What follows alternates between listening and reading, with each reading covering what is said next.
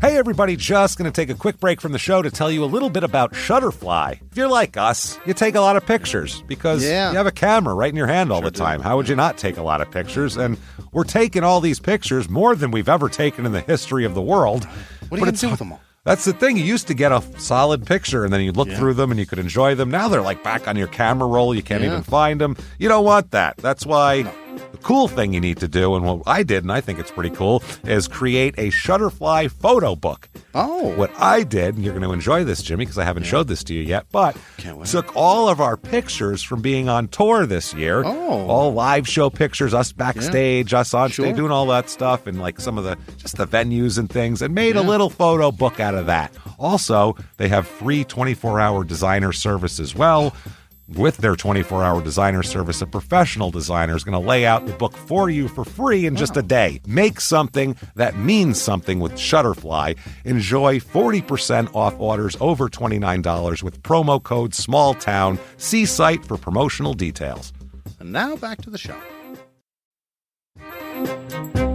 Hey everybody, just going to take a quick break from the show and tell you about Noom. Has Noom helped you? I believe it has. Oh, that's got an app. You can do tracking. It's terrific. It does. Noom builds personal plans that can meet individual needs. That's the thing. Takes into account any dietary restrictions, medical issues, other personal needs. That helps build a plan that works for you. And yes, so I know that you've had your own personalized program here that you've been working on.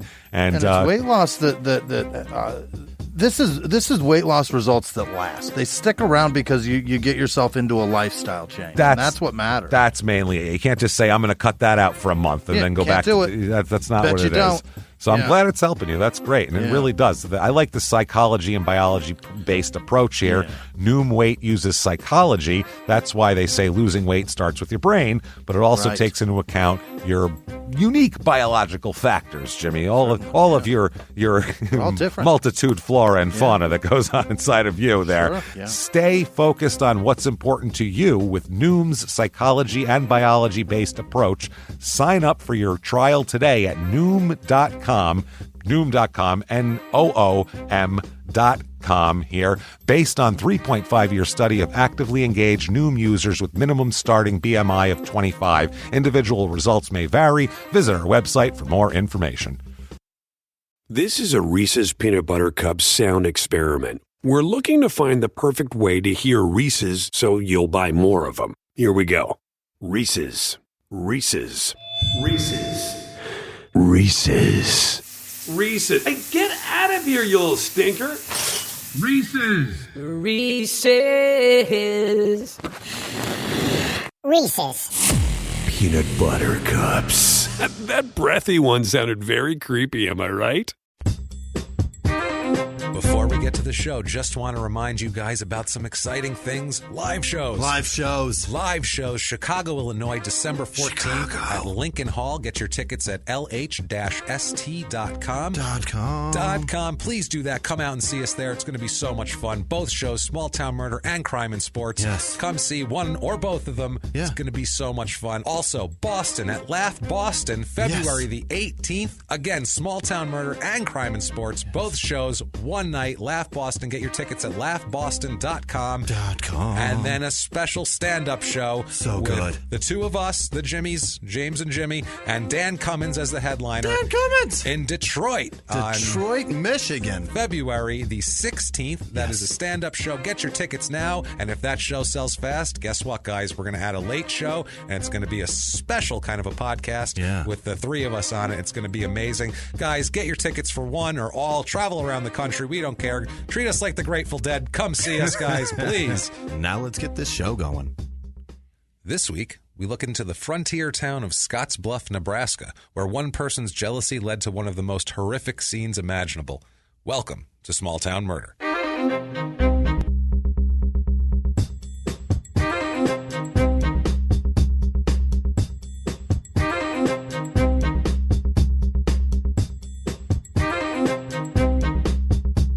Everybody, and welcome back to Small Town Murder. Yeah! Oh, you nailed it, Jimmy. That's a bullseye. My name is James Pietragallo. I'm here with my co-host. I'm Jimmie Whisman. Oh, yay, indeed, Jimmy. We're super excited to be here. Sorry for making you laugh right before I press record, but let's get this started right with that. Thank you, with folks. The dead inside James. That's right. I am dead inside. That is true. That's what's making Jimmy cackle, that I said I was dead inside and then hit record. So that's good. And I am, but that's fine. Moving on. Thank you, folks, so much for not only joining us, have to thank you guys for all of your amazing iTunes reviews this week. They've been awesome, as usual. You guys come through for us like crazy. I'm telling you guys, we love doing this because you have made us feel like we're doing something that you like. That's true. As a comic, you just want to feel like you're doing something that people enjoy, obviously. Yeah. And with comedy, you stand up there, you tell a joke, and then you get either a laugh or they stare at you like you're an asshole. Right. You get one of those two you get responses. Instant gratification. Yeah, you do a podcast, we might think it's good, but then you put it out and you go, and you don't know. So thank you guys. Anybody? Those reviews mean the world to us on a personal level, but more importantly, they mean the world to us on a business level. iTunes is a weird algorithm that counts those very heavily, so it really means a lot to get on iTunes and give us 5 stars. It doesn't matter what you say. It's not for our ego. You can tell us anything. Tell us your favorite style of hat, and we'll be like, yes, I also like. I enjoy cowboy hats. I enjoy top hats. Yes, I do. A big Abe Lincoln stovepipe. That's perfect. All right. We'll be happy with that. That's great. But it is on the business end, and it helps out a lot. A lot of you guys, like we're going to give a list of producers later, have done even more than that, and you guys are incredible. These people have gone to patreon.com/crimeinsports. They did. That's the name of our other podcast. That's why that's like that all that money goes to us. But you make a donation there, and I can't tell you how much it's appreciated, really, honestly. Every dollar, every dime is just means the world to us. It really does. And if you want to make a one-time donation, you can go over to PayPal and use our email address, crimeinsports@gmail.com, and you can make a one-time donation there. And God, like I said, I mean, people have given us $1, and that's amazing to us. We don't look at that and go, oh, $1, what are we going to do with that? We look at that and go, oh my God, that person took the time to give us $1. Like, that's so cool of them and nice of them. So thank you guys for that so much, honestly. Before we get to the show, and it is a doozy today. Really? We have a crazy case today we'll get into. One thing before that we have to do is the disclaimer, obviously. Guys, it's a comedy podcast, everybody. That's the truth. It's a comedy podcast. We're stand-up comedians, as we've just mentioned. Right. We're going to make jokes. There's going to be jokes involved in the show. It's going to happen. I promise you, though, we never make jokes at the expense of the victims or the victim's family. No. It's not that bad. People, we give this warning. It's not that bad. Why do I laugh every time? Well, it's true, because I say this. It's not that bad. I give this warning, and I feel like people are like, oh my God, they're going to be making jokes about horrible things. And it's not even like that, but just to inoculate ourselves against complaints that there is jokes at all, that there are any jokes in here, we have to tell you this. It's if you think that true crime and comedy do not belong together at all, then this probably isn't for you. Right. And unsubscribe. I'd rather not even try to prove you wrong. Yeah, thanks for trying. Have a good one. But other than that, we're assholes, but we're not scumbags. It's fine. That's what it is. We're going to have a lot of fun. We're going to make fun of a dumb rodeo, a dumb song with a Zuzu rodeo in it for half an hour. That's going to be how it works.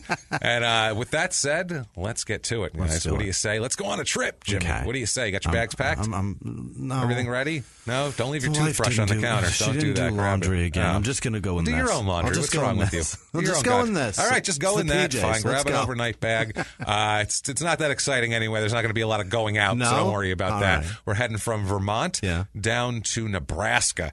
Going to the center of not really down, over, to the center of the country. Lovely this time of year. Oh, not lovely at all this time of year, especially where this particular part of Nebraska. It's Scottsbluff, Nebraska. Okay. It is the far western part of the state. It's in the panhandle part of the state. Never a good part of the state. No. There's no state with a good panhandle. No, try to get to the main pan, everybody. Just get to the pan, because the handle sucks. The handle's Florida, always, Texas, it's never Oklahoma. These are never good handles to be in. It's always got sticky egg on it, and it's gross. It's a dust bowl or a swamp or something horrible like that. I'm using cooking terms. Sorry. It's fine. It's fine. This is in Scottsbluff County. Okay. Odd though, the town is Scottsbluff, one word, and the county is Scottsbluff, two words. So that makes no sense at all. It's named after a Scots bluff. bluff, but I don't understand it's why some they bluff do that. somewhere named after Scott. Right in Scottsbluff, as a matter of fact. The county it's in is fucking surprising. It's amazing. Wow. Are you shocked? Surprising to me, too. The county it's in is in the far western part of the Panhandle. It borders Wyoming, this county over here. It's dead center of the county, this town. Zip code 69361, area code 308. It's a decent-sized little town, 6.27 square miles. It's fun when you do geography, because I just started thinking, and I didn't realize that Nebraska was that far north. Yeah, Nebraska's north. It's above Kansas and Oklahoma. Just below and South Oklahoma. Dakota. Wow, holy shit. It borders it's way South up Dakota. there. Yeah, absolutely. It snows in Nebraska. Shit, yeah, it snows in Nebraska. Yeah, wow. This is a rough. This is like where people died on the frontier. We're going to talk about. It's like surprising how fucked their weather is. Well, they mention a town here. Actually, this is what made me think of this. They mention a town in my reading, and I'm like, oh, that's on Oregon Trail, the game. And I'm like, holy shit, people die of dysentery here. This is terrible. People shit themselves to death in this town. This is where little Jacob got bit by a rattlesnake. Oh, this is terrible. Poor little Jacob. The town does not have a slogan, but the county has a slogan. Oh, really? So since they're named the same thing, we're going to go with that. I like that. County slogan, Nebraska, like you've never seen it. What the fuck? In other words, not as a blur as you drive through it at 75 miles an hour. That's Nebraska, like you've never seen it, because nobody ever sees this. No one's ever seen it unless it's in a blur going 75 miles an hour. And he goes, "That wheat? I don't know. We're in Wyoming now. Fuck it." It was in Scottsbluff. Who gives a shit? Yeah, it's Scottsbluff, founded in 1899 officially. It's across the North Platte River from the bluff that is known as Scottsbluff. It's Scottsbluff National Monument at this point. It's a national park. There's a shitload of things up there named Platte. Oh, yeah. There's a lot of Platts. I'm going to have to do some investigation on the Platte. One day of why the fuck that is. On the or Platte I'll just wait for everybody to start tweeting me. Matter of fact, here's an article. By Friday, we'll have 4,000 tweets I'll know so about much Platte. about Platte. And we don't give a shit about Platte, Who but that's the fuck fine. Platte was. This monument here is named after Hiram Scott. He was a guy who actually died at the age of 23. Yeah. He was a fur trader with the Rocky Mountain Fur Company, and they found him dead at the bottom of there when his party went up for a fur expedition. Yeah, that's apparently dark as fuck. He died, as according to the town website, he died alone and deserted by his companions at the base of the magnificent formation of bluffs. Beautiful. That is terrible. So it became Scott's Bluff after that. So fucking dark. Don't mess up like Scott. Yeah. Wow, they had a smaller town of Gehring nearby. It's south of the river. That was founded in 1887, and the two cities have kind of been merging together as they grow. The suburbs kind of grow up. Not that they're suburbs. Right. It's not that big of a place, but no. It's just the town expanding. Yeah, it's Scottsbluff County was originally part of Cheyenne County, which included pretty much most of the Panhandle, but homesteaders started to come out to western Nebraska in the late 1880s. Okay. Apparently, in the plains here, there was a bunch of bad winters that really messed up the open cattle range industry. So the people started going west more and just kind of moving away from places. There's cattle problems, Jimmy. This happens. These free rangers. Jesus Christ. Free grazers. I got to tell you, Jimmy, the reason I started comedy was just all these cattle issues. I had about 50 head. Forced me out. I had about 50 head. But the issues with them, I said, you know what, you guys are on your own. I opened the gate, I let them go. I didn't care anymore, man. Just let them go. Sweet Christ. In 1888, they had an election and ended up creating Scottsbluff, which is the county, and several other counties in the Panhandle to separate themselves from the Cheyenne bullshit. Yeah. We have nothing to do with these Cheyenne assholes.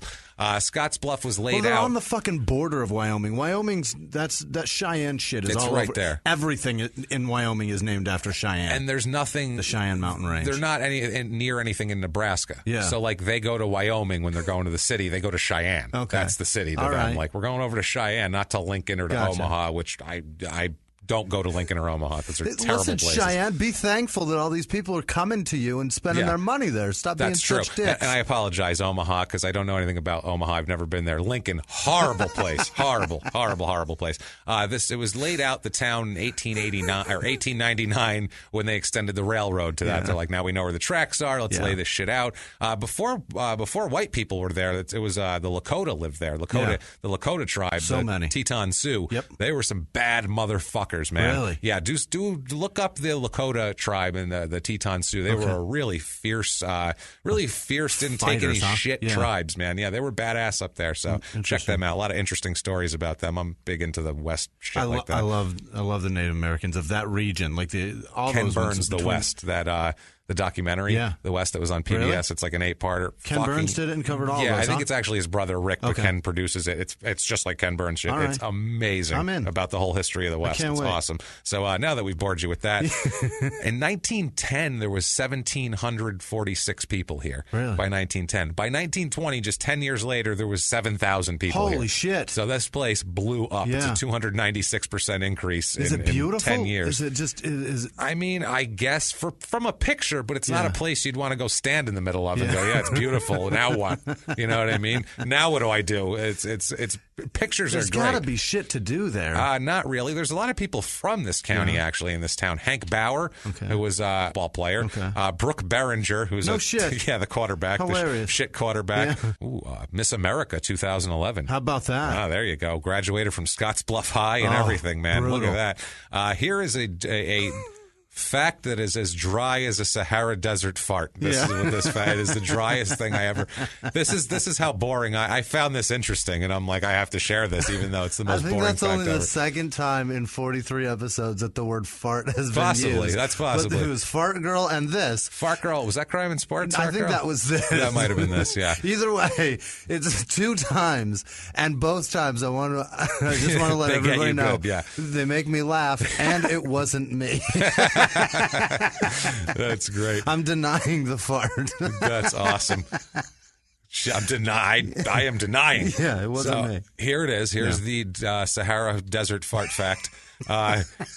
In Nebraska, in the license plate system in Nebraska, you intrigued already? Scottsbluff County is represented by the prefix 21 since the county had the 21st largest number of registered vehicles when the state's license plate system was established in 1922. Why did you dig that? I have no idea because I'm an asshole and I dig up facts and I found that interesting and I'm like, Jesus. I wrote it down and I went, no one cares about that. And I went, well, I'll make a joke out of why no one cares about it and I still get to say it. So there you go. Big shit. You got a fact. Sahara Desert. That's it. That's going to be a new feature. The dry Sahara Desert fart fact. It's just the most boring fact I can find. That's coming, folks. You know me. I'll put a new segment in. That is awesome. So let's get to the people of this town. Population 14,802. It's not bad. It's a pretty good, decent-sized small town here. Median age 35.7, which is about 2 years shy of the national average. So it's a younger crowd. Sure. A lot of times when you get these western places and things where there's it seems like a younger place. It's not built for the old. Yeah. I feel like these cold, open expanse type places. Long for this world. They're not. Yeah, they're far from hospitals and shit. Like they need to be somewhere near a medical facility where they can be shocked back into coherence if there's a problem. Right. You know, that's I feel like anyway. More females than males here. Almost 54% female, which is way above the average. Usually about 51-49. Married population's actually lower. Okay. Usually when it's funny, but usually when we have a male more heavily populated with males, we get a lower marriage rate, which is strange. But here it's more heavily populated with females and a lower marriage rate than normal, which is they're not having it. Honestly, it's just an odd fact. I don't know if it means anything, but it's just a weird statistical anomaly. Those mountain dudes are scum. Maybe. I think they're dirtbags here. We'll talk about plenty of dirtbags this week as we get into probably the most horrible shit we've covered maybe this week. A lot of times those country boys are great dudes, but sometimes they're just complete psychopaths. Sometimes it's never like a middle of the road guy. No, it's either like a salt of the earth sweetheart or a complete fucking lunatic, or what you'd expect from someone who's been killing animals since they were 4. You know what I mean? No, skin it like this, Bobby. That's not good to teach a kid. I mean, it's funny because, in environments like, I don't care if you hunt, whatever, but environments like that, that's considered fine. Right. But we live in Phoenix, and if my son brought home an animal and started skinning it, I would immediately take him to the psychiatrist and he'd be on medication. Fuck is wrong with this kid? Yeah, fuck, man, he's going to be a serial killer. I'd be freaking out. In the West and down South, they're like, good job. Took it clean off. Look at that. Took that skin clean off. Thanks, Jeff. Okay. It's just different culture, whatever, man. Widowed population, again, it's a younger town, but there's more widows than usual here by about 2%, which is odd. More divorce than normal. So it's volatile. Shit's volatile on the plains, man. That's all I can ascertain out of all this. Especially up there. Like it is. That's just so strange because I know country folks. I know some quite hillbilly inbred people. I guess not inbred, but I know hillbilly people that live like a very simple lifestyle. That they hunt, they fish, and they're amazing people. Oh yeah, and their lives stay together, and they stay with their wife. They keep it all together. But this shit is volatile as fuck. It's volatile. They're figuring out how to get out of it. Somehow they are. They're getting out of it. Goddammit. They're moving. They're running away. Race of this town, white is about 65%. Which is just about average. That's just about normal. It's almost 63% normal. 1.07% black. Okay. So not a lot of black people here out on the Western Plains, as you might imagine. So we still got like 33% to go. Asian 1.05%. Okay. They have 2 restaurants and some ancestry from the railroad left over. Because I don't see any Asians saying, you know what, San Francisco's nice, but let's go to Scottsbluff, Nebraska. What do you say? That sounds good. You ever heard of Scottsbluff? Yeah. There's no R's in it, though. Well, there's an L. Oh, Jesus. Andrew, ladies and gentlemen, my partner, Andrew Jackson. That was beautiful. Jesus Christ. You ever heard of Scottsbluff? By the way, shit like that, in the first 25 episodes, I used to cut shit like that out. Because I'd be like, people are going to be mad. Now I'm like, no, we're just going to make fun of it because fucking accidents happen and Jimmy doesn't care and he doesn't hate Asians. So it's fucking, it happens. It's just Andrew Jackson. It's fine. So Jesus Christ. So the remaining, there's only 1.2% Native American, which I would expect more in that area, but there's no reservation there, so I guess they left. They pushed on. Almost 30% Hispanic. My goodness. Over 29% Hispanic. That's fascinating. It's very fascinating, which I honestly would not expect in that region whatsoever. But I would never guess that. Not at all. Religion, 50% of the people are religious there, which is exactly on the nose, kind of average. 16.5% Catholic, which Catholics, Baptist of the Plains. Yeah. I guess now. Yeah, if you're going to have Hispanic people, you're going to get a lot of Catholics here. 2.41% LDS, so you're going to expect that here. 0.0% Jewish, 0.0% Muslim, as one might imagine. So you know there's going to be horrible things happening just based on the statistics and what we've come to find from the past. Let's see. In our unscientific... And are completely just by what we see with, these towns. Right. Any small town. You don't have a town. Muslim, you don't have a Jew, shit's going to go awry. Apparently horrible things are going to happen just based on this. No other statistics. Legs are breaking and children are dying. It's horrible. Yeah. So about 30% are registered as Democrats in this town, 67% as Republicans. So all the rest of that religion obviously are some other form of Christianity. It's just all Christian. Yeah, other forms of different muddled whatever, just different. Muddled. I love that word. Prespa Methodist, whatever. Apalian. Methodist Apalian. There's I don't know. Some executive somewhere of every church. Pressadistapalian. Right. There you go. That's one of those. The unemployment rate here is a little less than the national average, but they have a negative job growth. So that's not terrific here. Yeah, I don't know if it's stagnant out there or what. Median household income here is about $37,800, which is about $15,000 below the national average. Jobs here are pretty standard, actually, across the board. There's more health care, actually, than usual, which is an odd thing here. What I did find, though, is I found some statistics on what these jobs make, what they earn compared to national average, and it's pretty interesting because they're much less. For instance, if you have a computer or math job, what's considered in that region, that genre of job, of some sort, right? It is that's different. There's architecture and engineering. Oh, okay. But if you have a computer math here, your average, you're going to make about $33,000 a year. Nationally, you're going to make $73,000 a year. Wow. And that goes for engineering too. $44,000 a year is compared to $74,000 a year. What would be the fucking allure of going there? I mean, let's find out here. The cost of living. Let's do that. We say 100 is par. Yeah. Cost of living here is 87 overall. Sure. Which is a little lower. But the main thing is housing is a 59. Okay. 59 in housing. Right. So you get cheap housing. Some of the other stuff, because it's a little rural or a little more expensive, but you get cheap housing. Median home cost here is $110,000. So that tells you a lot right there. Yeah. About 25% of the homes are between $100,000 and $150,000. So it's very affordable to live here. And if we've convinced you somehow to move to Scottsbluff, Nebraska, we have for you the Scottsbluff, Nebraska Real Estate Report.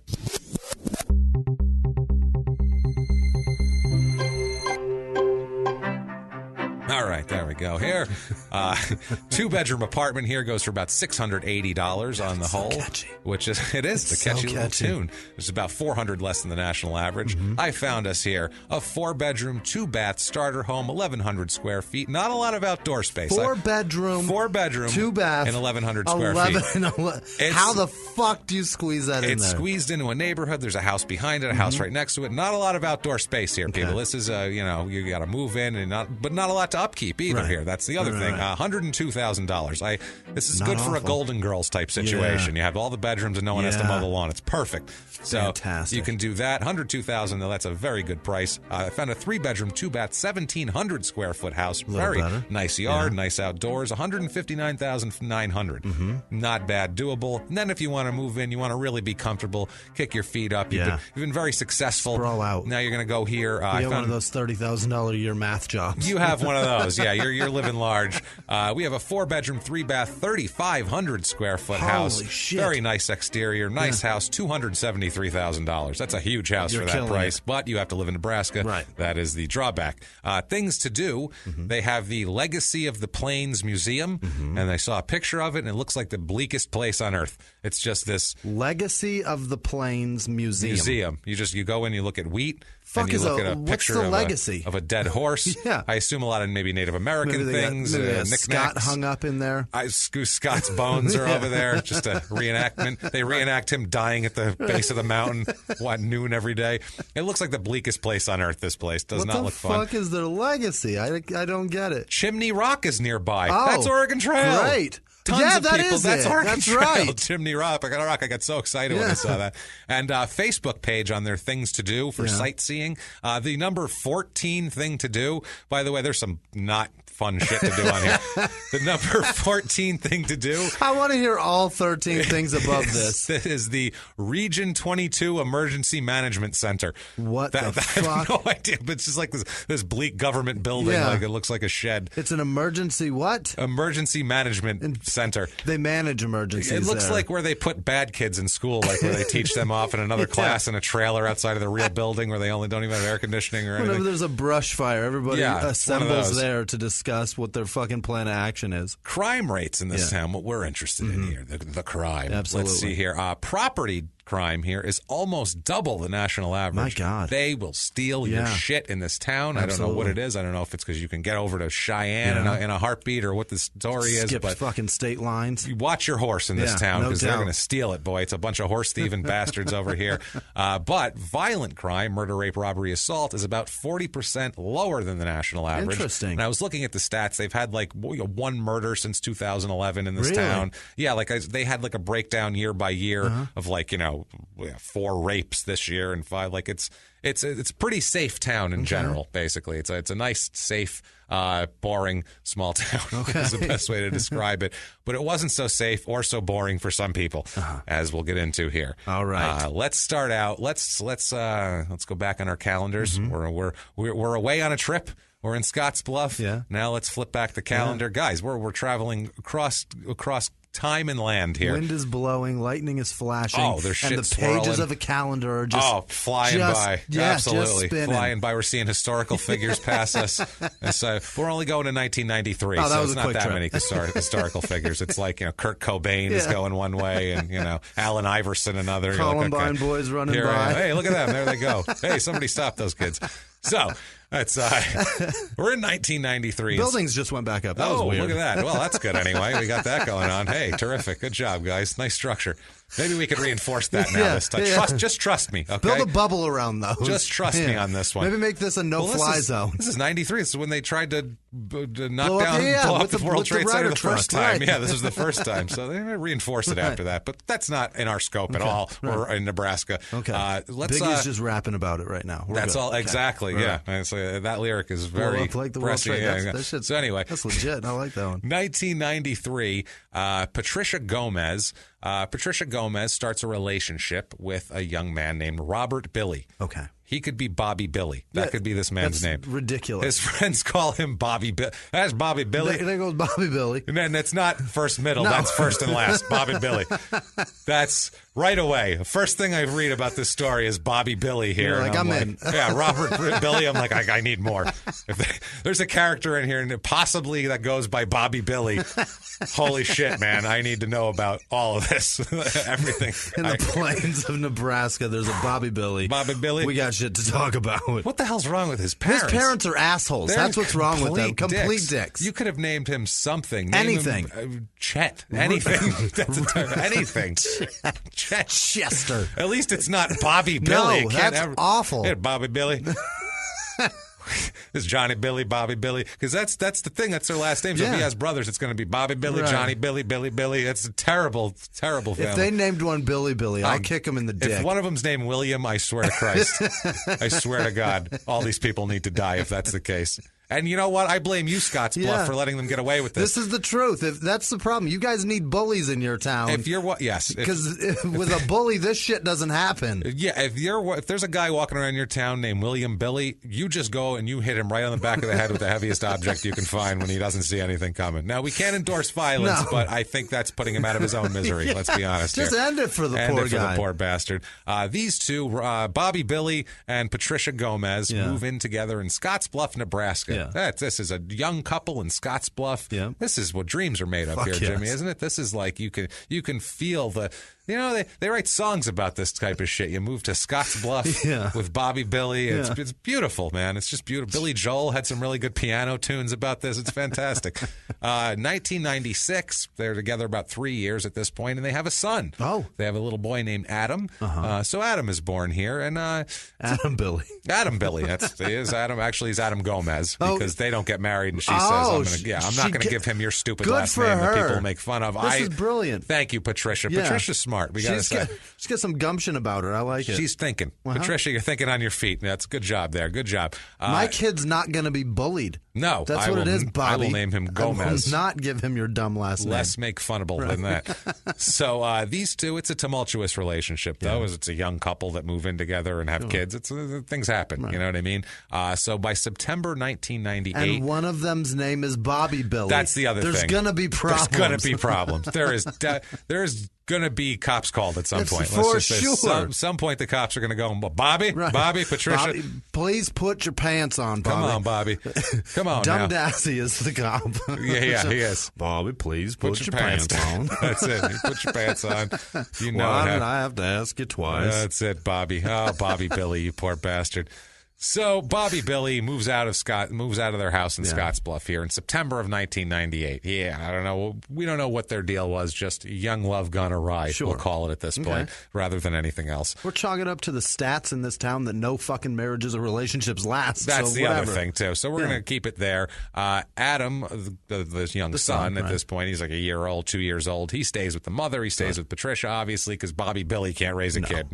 No court's giving a man named Bobby Billy a child to raise. Sorry, no. I'm the presiding Judge White over this case. Bobby Please Billy? state your name, Bobby Billy. She wins. Case over. Here, I got the.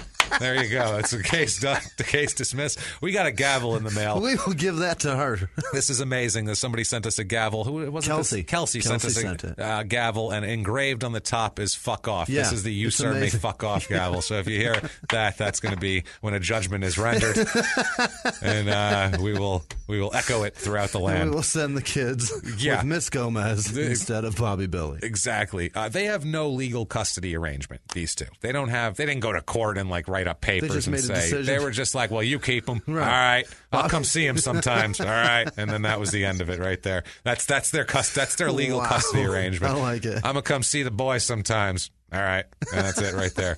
Done.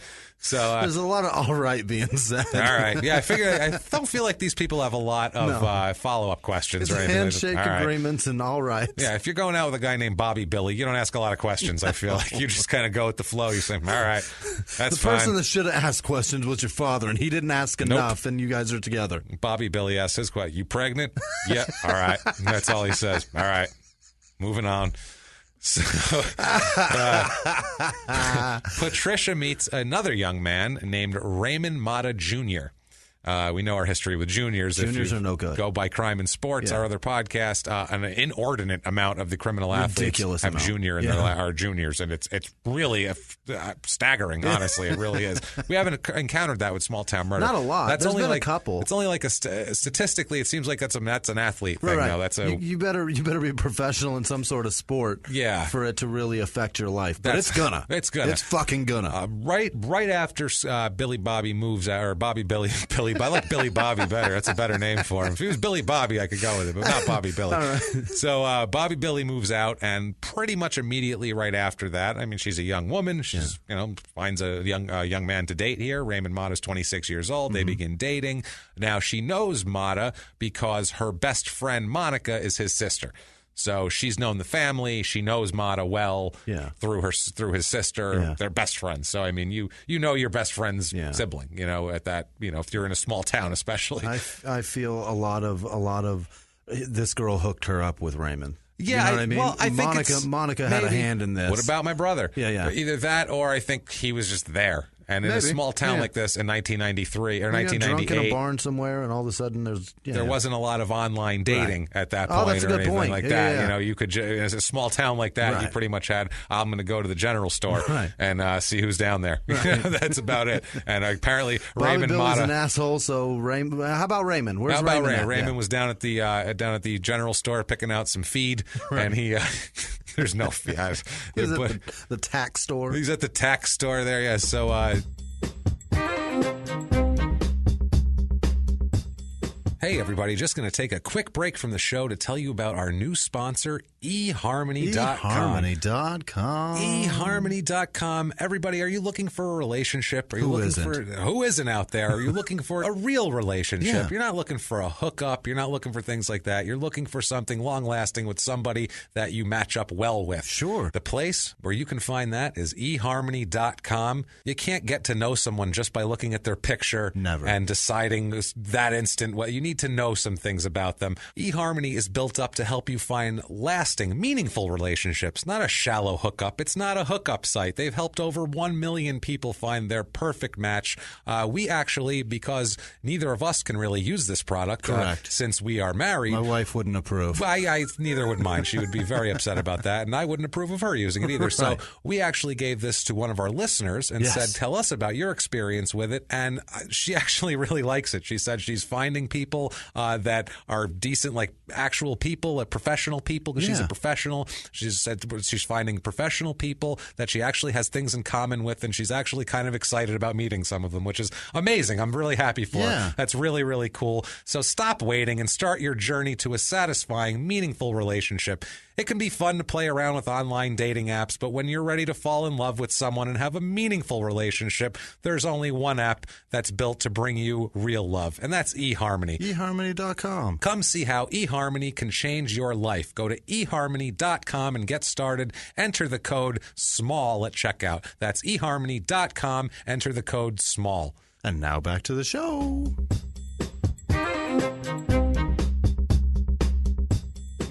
She hooks up with him.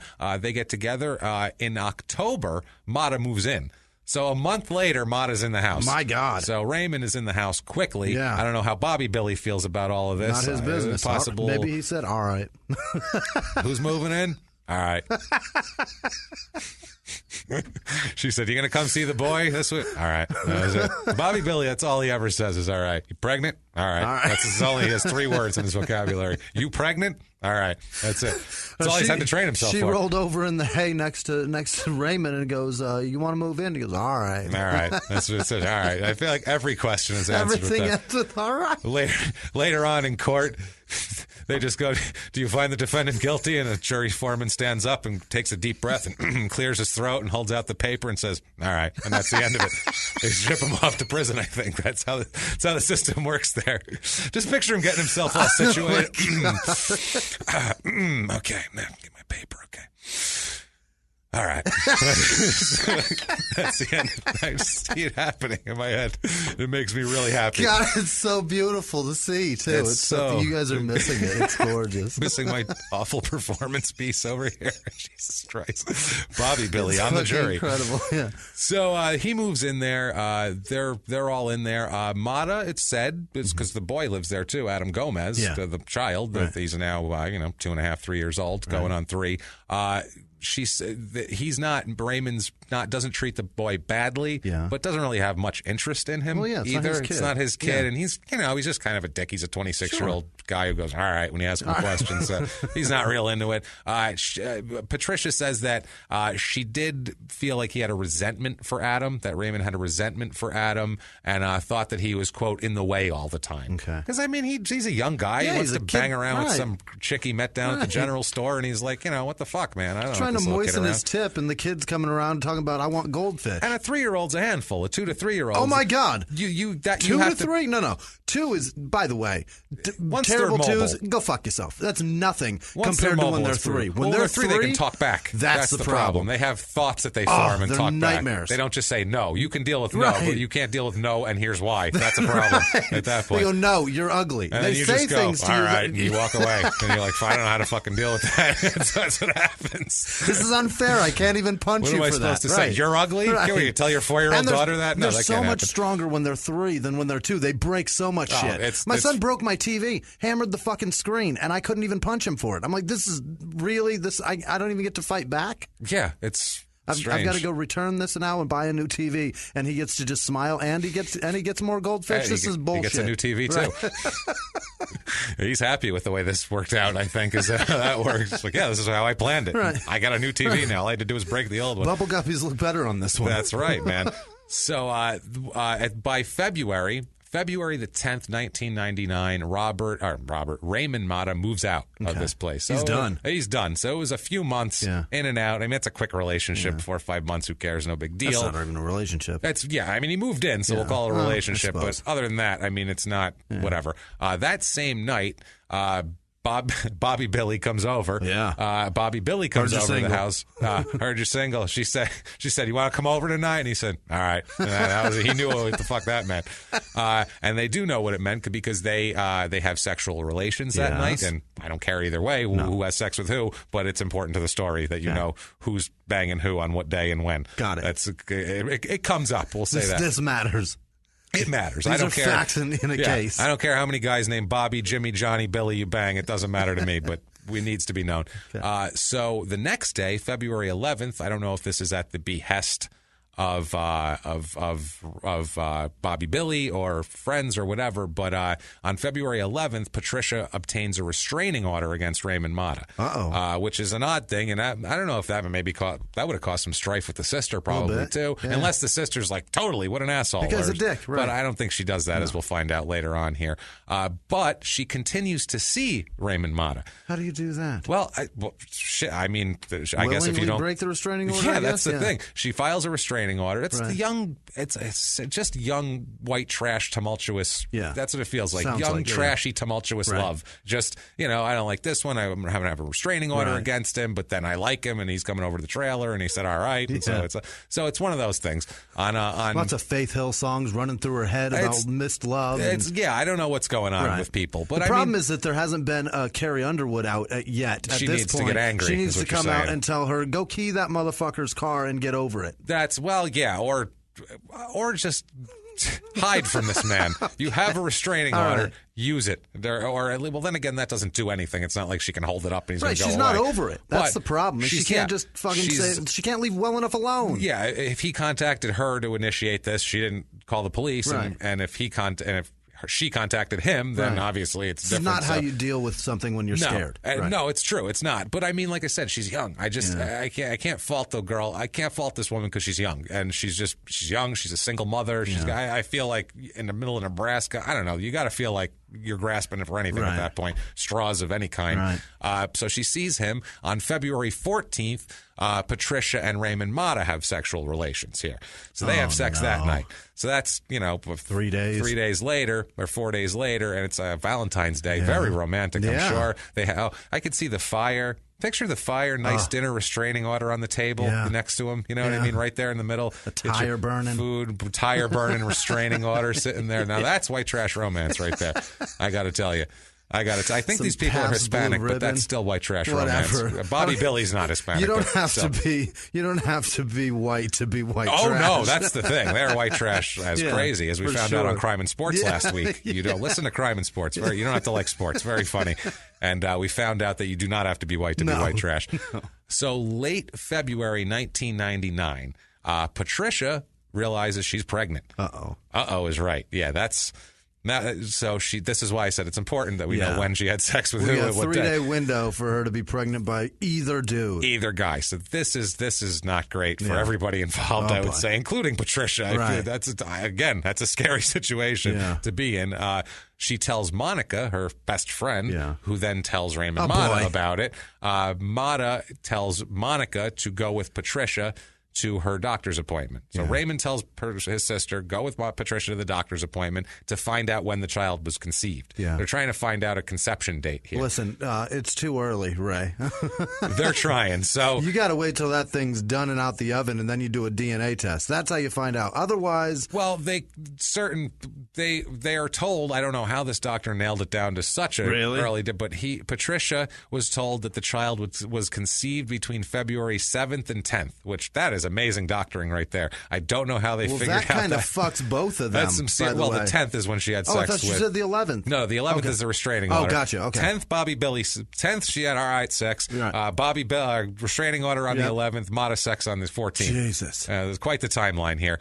So that's Monica tells Raymond about this. Yeah. He says, all right. He tells Monica, well, guess it's not mine then. That's what he says. This isn't my kid. So that's that, which is probably best if he doesn't have kids, considering how one was in the way anyway. Yeah, no doubt. Don't know if he's that great with children in general. So on March 8th, 1999, this is, like a week and a half later, Raymond sees Bobby Billy at a party. Yeah. Okay. Jesus, these small towns, man. Christ. You get these two together at the same party. Why are they? They both still have Patty's stank on them. They all know. God, jeez. They all know the same people. Yeah. It's just a weird. This one's sister. They're at the same party. That's what's so weird about these small towns. In a city, it's like anonymous, and you have to find. This is like you run into the guy you hate everywhere you go. Otherwise, you got to log on to Facebook to find him. Yeah, this is insane. So Raymond sees Bobby Billy at a party and confronts him about Bobby Billy's relationship with Patricia. Okay. Confronts him about it. Hey, were you banging Patricia? And he's like, I guess so. And he's like, well, I am too. And well, I don't know. There was a restraining order on you, so I thought it was fine. Right. So the next afternoon, it's weird. All of a sudden, he's pissed off now. Raymond Mata out of nowhere. I feel like it was a lot more confusing of a conversation, though. It was probably like you banging her? All right. Yeah, all right. Well, that would have been. It's very hard when both sides are just saying, "All right." You banging her? All right. You banging her? All right. I think that's what happened when he found out it wasn't his kid too. He goes, "Not my kid." All right, that's it. Don't care about nothing. And then they just went all right back and forth till they had a beer together. Yeah. Then someone's nose started bleeding like Stranger Things when 11 is moving objects. And then they just sat down and had a beer. Yeah. That's how it goes. They go back and forth. All right. One of their nose starts bleeding. Like one of the kids from the Hawkins lab on Stranger Things. And that's what happens, man. Oh, my God. That's unbelievable. So have you watched Stranger Things, by the way? I saw. It's fucking great, No, man. I haven't seen it. You should check it out. I'll be honest. I haven't seen it, but I've seen it's really good. Snippets and clips of it online that I'm fascinated by already. I've heard it's fucking great. Blown away by the child actors on it. They're amazing for teenagers. That's what was really impressive good. to me. Really good acting for teenagers. Good storytelling. It's just good shit. I thought it was... The Ghostbusters skit was fucking incredible. Oh, that was good shit, man. That was really good. That's the one thing I saw on Halloween. And then there was, a lot of nods to movies and stuff, but we'll move on from that. But it's very good. We have a new reference. That's true. We have 11 style nosebleeds happening here about this. All right. So March 11th, 1999. Yeah, this timeline here. Patricia and Bobby Billy get together to take Adam to a doctor's appointment. The baby. They were seen by while they were in town. Again, small town. You're never seen by anybody. Right. You could go. No. You could cheat on your wife all over town, Jimmy. Nobody would see you. No. And they'd have no idea. We're comics in town, and we've, lots and lots of people have seen our faces. We'd still see nobody. Nobody would We'd know shit. Still see nobody that recognizes us at all whatsoever. But in this small town, little different. That Bobby, Billy, and Patricia are seen by a friend of Raymond Mata, who then immediately tells Raymond Mata, hey, I saw Bobby, Billy, and Patricia together. And he said, all right. And he stored that in his little pea brain. By the way, Mata's got an IQ of about 85. Really? He's got up 85 IQ, this guy. So Jesus. There's not a lot of nuance here. I think all right is about right, what we got here. You're probably nailing it. Yeah, he's like, Forrest Gump with one less shot to the head is all he is. So it's not great. And I don't know why he would be mad about that anyway. They're taking their child to the doctor. Right. Maybe he had insurance that she could. He doesn't know how the hell that works or anything like that. Maybe also, he was it's not pay your for the kid. appointment. She's not pregnant with your baby anymore. That's the other thing. Point. You're not even together. Right. She, as a matter of fact, has a restraining order against you, which is the opposite of being together. You should honestly, be thrilled right now. He is legally not allowed to be near her. Never mind in a relationship with her. So Mata here, Raymond Mata, makes repeated attempts to try to get Patricia to come to Monica's house with him. Okay, because he moves into Monica's house at this point. He lives with his sister. So he keeps trying to call Patricia and saying, hey, come to Monica's. She does not go. Patricia says, no, I'm not going over there. Restraining order and all. Right. So that evening, Raymond says, well, I'll just come to you then. Oh, boy. You don't want to come here? All right, I'll come to you. All right, exactly. I'll come to you. So he does. He goes over to her house, which, again, restraining order. Terrible idea. Call the goddamn cops at this point. Right. I get it. She's trying. I feel like she's scared of him and she's trying to not... Just keep the peace. Trying to not poke the bear. Maybe if I can just, yes him and all-right him to death here and he'll go away and I won't, be murdered. All right him on down the road. Yeah, I'll just all-right him right out the door. Tell your story, all right. Right. That's it, right there. So... Kick all rights. That's right, man. So she lets him in. Mm-hmm. Adam was watching television, the 3-year-old. He's watching television in the living room and... Raymond tells him to go to bed, sends him to bed. Patricia then falls asleep on the love seat in the living room while her and Mata are watching television. This is the other thing. He didn't come over. They came over to what? Just have an old married couple night in front of the TV? This is weird. I could see TV dinners in front of them and shit on trays. And it's very strange. Watching the local news. Titanic on VHS. Watching Airwolf reruns or some horse shit like that. Horrible. So they're doing that. They're watching TV. She fell asleep. She said that she woke up. And when she woke up, Adam and Raymond Mata were both gone. What? They're both gone, and so was the sleeping bag that Adam had been using as a blanket. No. Again, when you know you're white trash, when your kid doesn't have an actual blanket, when you're using a sleeping bag as a blanket. So Patricia... obviously, is like, hey, where'd my baby go? It's a reasonable response, I would say. I don't think she all-righted that situation. No. So she calls Mata on his cell phone. He's got a cell phone in 1998, not bad, or 1999. It's that voice stream one, that Nokia with the face changing plate. It's one of those big boys there with an antenna that you can pull up a little bit. I'll get a little better reception. I'll pull this antenna 2 inches out of my phone. This 2-inch plastic antenna. That's going to do it. There's no metal in it. Nope, not at all. So she calls him. It's 3:37 in the morning. Okay. She calls him because that's when she woke up. Raymond tells Patricia, I don't know where he is. What? That's a mighty big coincidence. You two were here. I wake up. Neither of you are here. You both adult. decided to leave. Maybe you went out to the diner or for a nightcap. You never know. It's possible. He wanted some hash browns right now. He was craving them. Kid wanted some more milk. We've been smoking weed all night. He was really hungry. He was craving them. I don't know where he went. He's teaching me new words. He's teaching me something besides, all right. So Mata comes right over to Patricia's house and tells her that... this is what he tells her. I don't know. He's probably with Bobby, Billy, or your mother.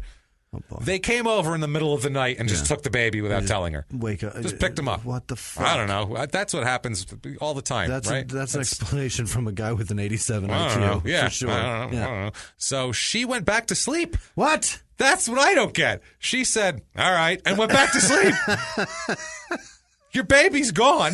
How do you know? Okay, this is where I part ways with Patricia as far as I feel bad for her and I understand where she's coming from. At this point, you freak the fuck out. You go, I'm calling the cops right fucking now. I want my fucking baby. Where's my baby? Where's my baby? Where's my fucking baby? You don't stop saying, where's my baby, until the cops find your baby. I go out, I get in the car, I go to Bobby Billy's house. I go, you got the baby? No? Okay, I go to my mom's house. You got the baby? No? All right. And then I fucking freak out even worse. This is after I've already called the cops. Unbelievable. I would freak the fuck. Anybody would freak out if their baby was taken in the middle of the night from their house. Ridiculous. That's crazy. The kid didn't wander off with a sleeping bag behind him. And the guy that you have a restraining order on is giving you an explanation of where it's at, and you're just like, okay. She went back to sleep, and he spends the night. Oh, boy. I'll stay, too. Yeah, no problem.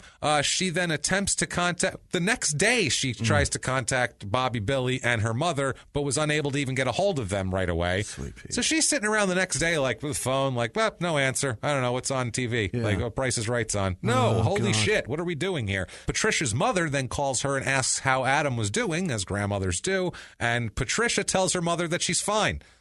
Patricia says he's fine? He's fine. What? I guess she's embarrassed to tell her mother that, I don't know, because I can't find him because he disappeared in the middle of the night. That's why I was calling you earlier. I'm a terrible mom, and I've lost him. I've lost my son. And it's not even that's the terrible part. The terrible part is I did nothing immediately to try to find him. That was the thing that was, that's the part that gets me. And I'm even more terrible mom because I'm telling you he's fine, and I have no fucking idea if he's fine. I understood letting Mata in. I understood all of that up to that. It's fear, and she's trying to make everything fine, and she's trying to get through it. At that point, you wake up, your kid's gone, you freak out. You don't go back to sleep your mind. And allow the guy with the restraining. Oh, God, never mind. Okay, so she tells him she's fine. She then calls Bobby Billy. And Bobby Billy said that Adam's not with me. If I'm the father, I'm like, you don't know where you're asking if he's with me? You better fucking find him. You know me, I wander through there like once a month. I don't know where the fuck he is. I wouldn't take him. Think I'm taking him when I don't legally have to? Oh, wait, we have no actual agreement, so I don't have to ever take him at all.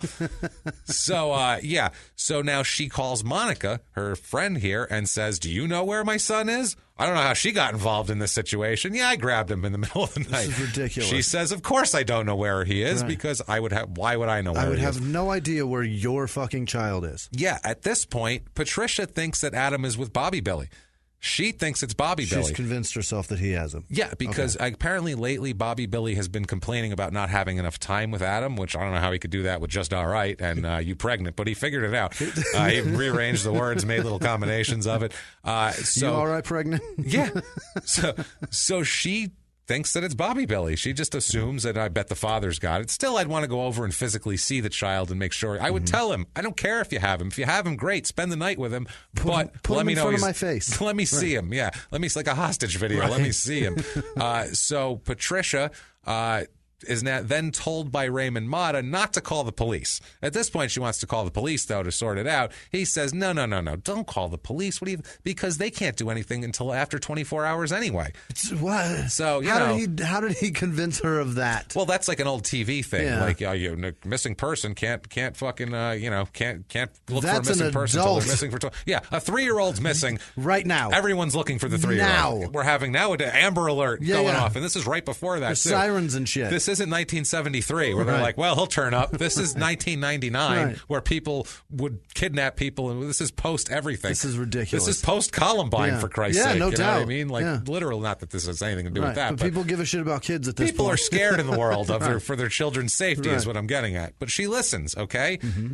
She listens. Not only does she listen, she goes with him the next day on Saturday, March 13th. Now we got 2 days. She goes with Raymond Mata to Grand Island, Nebraska, as like a little getaway. Leaves town. They don't return to Scottsbluff till Sunday morning, till the next fucking morning. So now she went off on a little vacation while her kid's missing. She got a 3-day window now. Because, it's like, well, what about the 24 hours? You were away in another town after 24 hours. You didn't call the cops then either. Why are you not panicked? What is going on? Oh, shit. How can you go relax anywhere? How can you do anything? Wow. So that night, Sunday night, Raymond asks Monica to his sister to go along or to go to Cheyenne, Wyoming. Yeah. Okay, that night, Sunday night, go to Cheyenne, Wyoming with Jesse Lopez, who is the father of Monica's son. Okay. This is a lot of baby daddies and things like that. So he says, look, why don't Monica and Jesse, you guys go to Cheyenne. Yeah. He asked them to meet somebody for him. Okay. So I need you guys to go to Cheyenne and meet this guy and pick something up for me and whatever. So they went for some reason and they leave. They leave at 11 p.m. Yeah, it's a good hour. I'm going to go drive to Cheyenne now through the plains. I've driven through like Wyoming and shit. You don't drive through there in the middle of the night. There's not much there, and if you break down, you're fucked. You're completely fucked. fucked. You're dead as shit. And you're in the mountains. There's shit up there. There's animals and stuff. Everywhere. There's my God. Goddamn bison walking around or whatever. I don't even know what they are. And Buffalo they're on the fucking road. Yeah. They have the fence. The whole interstate's fenced. Oh, really? In Wyoming. There's That's big nice. fence the entire length of the state. And against it, you see buffalo and cattle and horses and shit. Yeah. Hanging out right at the fence. You'd be hit. People, you'd never be able to drive through there. There'd be buffalo bouncing off 18-wheelers left and right. It'd be bedlam over there. Horrible. So they leave at 11 p.m. Monica is not able to locate the person that he asked her to meet in Cheyenne. Yeah. So in the middle of the night, they go to Cheyenne and they don't even meet this person. They get home at 4:30 in the morning. Oh my God! So somebody's paying for gas. That's a long trip, round trip. They waited for the person. So now it's Monday, March 15th. She gets home. Monica finds that her sewer line is clogged. She's like, what the fuck? What's going on with my sewer line? It won't, like, the sewer line's clogged. It's backing up. Like, what the hell is going on here? So March 15th, that Monday, Patricia talks to her sister, and her sister comes over to Patricia's house. Raymond is there when her sister gets there. Patricia and Raymond are both there. Patricia decides at this point to call the police and report Adam's disappearance. Sure. No shit. Yeah. Because now there's sisters there, I feel like she feels less scared of Mata, where she's like, okay, I'm going to call it because he's safety in numbers. He's not going to kill both of us, I feel like she's saying, which I don't know how true that is, but he's not going to attack both of us at the same time. He's probably going to try to act cool if my sister's here, because I don't know if he knows the sister very well, or maybe she's older and he's scared of her. Maybe, you never know. Yeah, so I mean, she might be have a little more wherewithal than Patricia as far as how to deal with people. So at this point, she wants to call the police, but Raymond insists that she not call the police until after he leaves. She said, quote, because how I knew he had a warrant for his arrest, till I leave to call. Okay. So he's got warrants too. Yeah. That's the other thing. He's got warrants, restraining orders, and there's a missing baby, and he doesn't want to be attached to it at all. Yeah, he doesn't want to be there when the cops get there. Right. So 4:00 p.m. on Monday, the cops are finally notified that Adam's missing. My God. What the fuck? How do you get that far? Mind-boggling. Sweet Pete. Wow, I'm blown away by that. I'm blown away by this is. Oh, Jesus! How do you not give a shit about your kid that much? Like, my kid is missing for 10 minutes, and I'm freaking out, losing it. What do you think the cops felt when they heard that on the other end of the phone? He's been missing since when? How old is he? 13? 3? Right. Like 13. He might have run away. Maybe thought he was at his friend's house. 3 is. You need to know where they are every second of all the time. I have a sneaking suspicion they didn't just go, all right. And then they just said, never mind. So police go searching for Adam, obviously.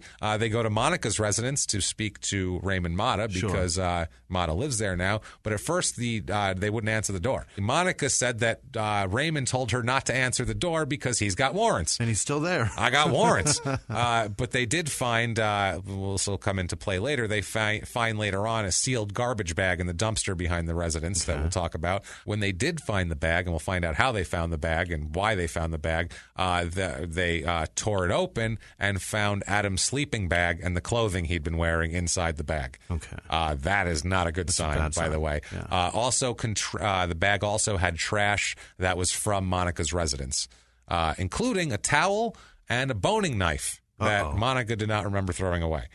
Bad things are happening here. March 16th, next day, a search warrant is obtained for Monica's residence and executed. They had a first search, but the results of the search were suppressed by a district court, so it's a weird thing. Okay. So we'll go with this here. Police suspect Raymond. Sure. He's a suspect. Yeah. His stories about his whereabouts are false, too. His alibis are not great when they just talk to him immediately here. While this is going on, a couple days after the disappearance, Raymond and Patricia are seen in Torrington, Wyoming, which this was the Sunday. Yeah. Somehow they went through Wyoming to do something here. The Torrington law enforcement officials denied a request by law enforcement to send body recovering divers to a small lake where the pair had been spotted. Because they said, well, they were in town that Sunday. We want to search your town and make sure there's no toddler body in it anywhere. They wouldn't do the divers. They wouldn't do that. So what they do is they call the FBI. Yeah. They have a guy here named Ron Rawalt. And Ron Rawalt is a badass kind of special. He's an FBI special agent. He comes in. He reviews the background of the individuals, their relationships, everything else. you name it. He's just he's the guy that's going to come in and figure this whole thing out here. Okay. He makes a timeline to the whole thing. He finds some possible gang ties in Mata's thing too that's in here. That has nothing to do with this, but he's just looking at people's shit here. There's Nebraska gangs? Apparently so. Jesus. Yeah. Oh, shit. I remember the old HBO documentary. They had him in Little Rock. Why not Nebraska? Yeah. Before he even gets to Scottsbluff, he's in North Platte. They call him on the phone. He asks a police officer, hey, by the way, the trash in everybody involved, their trash, has that all been searched? And they said no. They were focused on looking for the body, and they said they've been up for 2 days looking for. This is a small town police force, not equipped to look for a dead toddler and figure out a system or figure out a suspect and all this. They had not thought of even searching the dumpsters here. Really? But at that point they go, and that's when they find the bag. It's like the first thing I think of. Yeah, find what they've thrown out. But they were just like searching for the body. They didn't even think. But I would look in the body for a dumpster for the body if I was looking for a body. Actually, it was garbage day too, so they had to call and stop the sanitation crew from picking anything up. Yeah, they were lucky because they said it would have been within an hour they would have dumped the dumpster everything. here. The Ron Rewalt here says, quote, I was fresh and could offer secondary opinions. They were tired. I told them to get some sleep. It's easy to miss evidence in that condition. Definitely. Which makes sense. I always think of that when you see shows and stuff where homicide detectives are up for 2 days doing something. You're like, how are you making any sense of anything after 2 days? I can't. I tried when we were in L.A., I tried to make notes at night about small town murder, and the next morning it didn't make any sense because I'd been up for 2 days. I just didn't make any sense. I didn't understand it. I had to redo my notes. It was terrible. I had to get back into that state to be able to understand what the fuck you wrote. Yeah, I had no clue what was going on here. So while the warrant is executed at Monica's place, while they're searching everything, the police take Mata to the police station. To talk to him a little bit here. When they entered, they handcuffed him. When they entered the house, just to see what was going on and who was there and whatever. They end up removing the handcuffs, and they ask him to come to the police station to be interviewed. So he's interviewed by Robert Kinsey, who's a Scottsbluff Police Department guy who I don't know how many homicide interrogations this guy takes place in. Probably very few. And also Ron Rewalt is sitting in there, the that's FBI great. guy. I feel more comfortable with him in there. I feel like he has experience here. They say they asked him to come voluntarily. They repeatedly told him that he was not under arrest. They told him that they, quote, needed to interview him, but they didn't tell him, you're under arrest. They said they needed a place to talk to him to do the interview, and they couldn't do it at the house because the search warrant was being served. Sure. He's not under arrest. You don't have to come with us at all, but they would like you to come with me here. Also, too, it's going to look really shitty if you don't go. If you say no, exactly, and that's how they made it look. Look, we just really need to talk to you. He's not given Miranda warnings at the time at all here. Any subsequent time, he's not given Miranda warnings at any point in this day here. Rewalt says once they got to the police station, the interview room door was left unlocked. They told Mata that the door is unlocked. He's free to leave at any time. He's not trapped in here. They questioned him regarding the timeline, the sequence of events, the whole deal. They asked Mata what they thought might have happened to Adam. He became seriously evasive about anything that has to do with Adam. At one point, he said, quote, I don't want to answer no more questions. Wow. So he got very, very evasive. They continued to question him, though, even after he said he didn't, but there's no Miranda, so... Whatever. There's no right to invoke because they haven't given you the right yet, even though the door's open. If you don't want to hear anymore, go. Yes, but otherwise we're going to keep asking questions. Yeah, this is his gray. Last week we had a gray area in the Miranda, and we have it again this week, and this is an even grayer area here. They continue to question him, and he said specifically, hey, man, I will plead the fifth right now, man. That's what he says. So they kept questioning him more anyway because he never said, I'm leaving. Right, or I want a lawyer. Mm-hmm. At the end of the interview, they ask him to take his boots off. The exact words were Rewalt told him to, quote, go ahead and take off those boots, and asked if he could make a call for someone, asked if Mata could, if he could make a call for Mata for someone to come pick him up. So they take his boots. Mata calls for a ride. They say that Mata had no problem with the request for his boots and immediately took them off and gave them to the officer. So that was... No, didn't make a big deal out of it. Some gangster-ass shakedown. That is, man. Size boots of those. Yeah, he just get them boots off. But yeah, it was like a ghetto robbery or something. Give me them Jordans, and they pull them off his feet. Give me those Timberlands, boy. So they do a little testing on the boots, and they find Adam's blood on the boots. Really? That's a pretty damning piece of evidence here. Raymond's mother... Yanez Cruz picked him up from the police station, dropped him off at a friend's house, and went with Monica to retrieve some clothes for Monica from the house. Now, the home is being searched, and the police ask Monica to remove a dog from the residence because there's a dog there. Yeah. Monica and the mother, Cruz, took the dog and also picked up Raymond from the friend's house here. Mm-hmm. His mother said that they were going to a nearby town, and Mata was talking to the dog, being nice to it, and saying that it was being well taken care of, and that it was, the dog's my friend, and I've been taking care of the dog, and I've been feeding it, and he's just like dicking around with the dog, petting the dog in the back seat or whatever. Strange, weird behavior. The next day, after they asked that the dog be removed, Rawalt spoke to Monica and said that the police had decided to x-ray the dog and that the dog might be euthanized. Monica said that the dog was at her mom's house. Monica said to Rawalt, quote, go ahead and take the dog, check the dog, and then I don't want the dog back. What? She's like, I don't even want the dog. I'm confused. Why do we need to x-ray it? Well, we'll see in a second here. So police... We need to x-ray it. It may need to be euthanized. From the x-ray here. So police took the dog to be x-rayed, and a bone was seen in the digestive tract of the dog.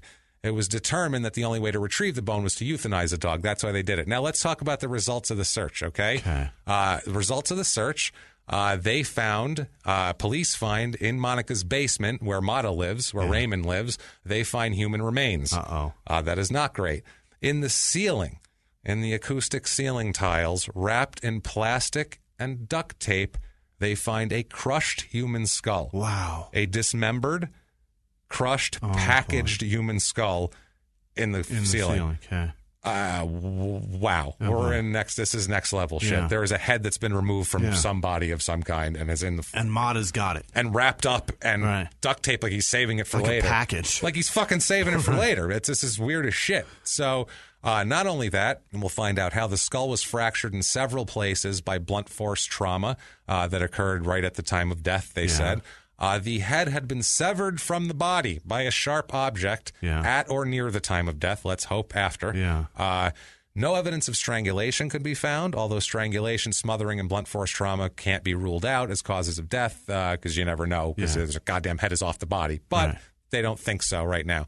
Bad, right? Yeah. It gets worse. The worst. It gets way worse. What? That was bad. This is worse. Let's buckle up, everybody, because this is rough.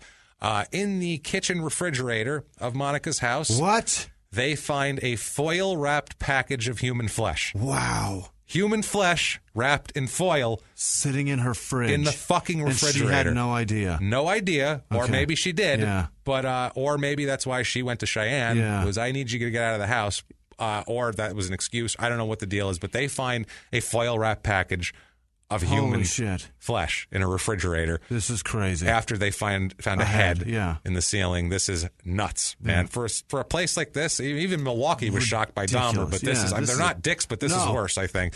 When we find out why. Mata's fingerprint is found on the foil. Okay. So Raymond's fingerprint is found on the foil. That's not great. If your fingerprint's on a package of human flesh, that's a problem. Sorry. And there's a head right above where you sleep. Some red flags. We have a couple of questions we want to get cleared up with you real quick about that. Hey, we'd like to tell you about this guy Miranda real quick and some rights and warnings. Let's talk about him. Human remains were also found. I feel so bad saying human remains because we know it's it's an Adam, it's a child, and it's a person with a name, and let's keep it clinical because it's much easier to deal with. Yeah, human remains were found on a toilet plunger that was also found to be clogging the sewer line of the residence. No way. Worse, Jimmy. It gets worse. Okay. Human flesh, both cooked and uncooked, were found in the dog food bowl and in the bag of dog food. Sweet fucking Pete. In the dog food bowl. He put it in the bag, too. In the bag for later. He's been feeding this dog. That's why Adam. He was saying, I've been feeding it. We're best friends. We take care of that. Sweet Christ. That's how sick this fucking guy is he had to do that in front of them. He had to like have his little secret that, they don't know I'm saying that I fed you a child to this fucking dog. That's how sick this motherfucker is. My Christ. First of all, what else has this guy done? Yeah, no doubt. This is not your first kill. This is not your first kill. No way. You don't kill a child. If that's the highest risk person you could kill. A child of a known person that knows you, of a house you were at, and then dismember the fucking body. Ugh. If this is a first kill, he is next level. That's unbelievable. He's Thank next God level they got serial him killer. first. Yeah, if that is his first, that is unprecedented crazy for a first fucking kill. Holy shit. Even BTK and the most horrible serial killers, their first kill is awkward. And it's always an animal. Well, I'm sure he's killed tons of those. Yeah. But, for sure. Yeah, we've discussed that. So, wow. Also, human bone fragments were recovered from the dog's digestive tract. Human bone fragments. Jesus. All of the remains recovered were identified by DNA as Adam's remains. Fuck. Also, they did find, like we said, Adam's blood on the boots. No blood was found on Adam's clothing or the sheets of Adam's bed at Patricia's house. Okay. So this did not happen over there. No. Rewalt, the FBI, a longtime career special agent FBI guy, said, quote, "I've never seen anything like it. It is one of the worst crimes I've seen in my career." Fucking no kidding. shit. He called in the... He doesn't even have to say that. No, we know that. I read this and I'm like, how have I never heard about this? How have we never heard about this? Not? This guy's feeding a 3-year-old to a fucking dog and we never heard about this shit? Unbelievable. Like, how is this not... Because it's not a dick. Yeah. It's not as... if it was a dick... March 99? Yeah, if he had the kid's dick in the fridge, they would have been a huge deal because then it would have been sexual. Right. It's just as fucking bad. It's just as bad. Oh, I'm disgusted right now by that. So, yeah, Rewalt calls in a special, the nation's leading pathologist at the time, Richard Rodriguez, he's the guy who concludes that it was a blow to the head that killed him, so they're trying to narrow it down. Now, in court, he is charged with first-degree murder, felony murder, and kidnapping. Motherfucker. Obviously. Yeah. I wish there was an extra charge for just being the most repulsive piece of shit ever. Piece of garbage. It's so weird. First-degree general piece of garbage. Yeah, first-degree fuckery. So the prosecuting attorney is a guy named Doug Warner who is opposed to the death penalty, but he makes an exception in this case. He's opposed to the death penalty. He's opposed it for years, and he said, "This fucking guy, I will kill him myself. I swear to Christ. Just put him in the road. I'll back my car over him. I'm done with this asshole. I'll beat him with something soft I until he don't care. bleeds out. Give me that gavel. I'll go over there and crack his fucking skull open. No problem." So, yeah, this is unreal. So that I'm glad he did because, you know what? Like we've said many times, we're not big for the death penalty. And people on Twitter are like, "Hey, you guys have softened up on it. You seem to like it now." Nope. No. Some people we just want to die. For sure. I'm not sure about the way it should happen because I'm not a fucking constitutional scholar or anything. I really enjoy them to not breathe. But this fucking guy, I want someone to kill him. I don't care if a guy in prison stabs him. I'm like, great, give that guy a pardon for whatever the fuck he did, unless it was also feeding a 3-year-old to a dog. And then you just go, all right. So... Yeah. So, the court determines, because the first thing they did was try to suppress his statements or anything like that because of no Miranda. The court determined that the interrogation was not custodial. They said that they had a transcript of everything and that he was repeatedly informed that he was free to leave. They kept saying, "You don't want to answer questions, you can walk out right now. Yeah. Take off right now." However, look good. Yeah. He said, however, the court also said, though, that, just him not answering a question is not his trying to stop the interview. That's just he didn't want to answer a question. But they said the tone of the questioning changed and became much more accusatory. And then he said, I'll plead the fifth right now. And that's where it got to be a real gray area. Okay. At that point, the court suppresses the statements made by Mata after that. Because they said at that point he was no longer submitting to questioning, but you were still badgering him. That's fine. So if you had Mirandized him, you could do that because then he can call for a lawyer, and until the lawyer walks in the room, you can just keep bothering him. But that evidence, fucking, who gives a shit anyway? When you've got a thumbprint on foil that has a child. His fucking head is above your bed. Right. His head's above your bed. How'd that get there? There's a head. Fuck the interrogation and the things we asked you there. Put him on the stand and asked him, so how'd a head get above your bed? Where's your head? Just somebody put that there? How'd you do that? Somebody else shove that up there and then put your thumbprint on there? How'd your thumbprint get on what's left of a kid inside foil in your fridge? It is. And how did that kid get inside your best friend? Your buddy. Yeah, your best friend, like you said here. That you've been feeding. Now, Raymond argues on that, and he'll argue later on, that the officers that handcuffed him, that amounted to a functional arrest, and then, it was an interrogation and part of anything. Mata came to the police station where he was immediately informed he wasn't under arrest, is what the court says, so they allow most of it. Now, at the trial, the forensic pathologist shows slides of child's bone fragments and flesh found in the refrigerator, a skillet that it was cooked in, and a dog dish and the sewer lines. these slides are pretty damning, I'm sure. I would say, to a jury. They're going to look at that and go, well, that doesn't look good. In a town that small, they've never even heard of this. Forget seeing it. And when there's a 3-year-old dead, you want to find out now what the fuck happened. 10 minutes ago. What right now, how did this work out? Hey, everybody, just going to take a quick break from the show to tell you about an amazing sponsor. I love this one. The Great Courses Plus. Like so many of you, we're always trying to explore new interests, feed our curiosity, listen to what you're listening to. Try to learn more. Try to learn about a town and learn about a murder. That's what we're doing. That's what you can do here. They have unlimited video access to some of the world's greatest professors.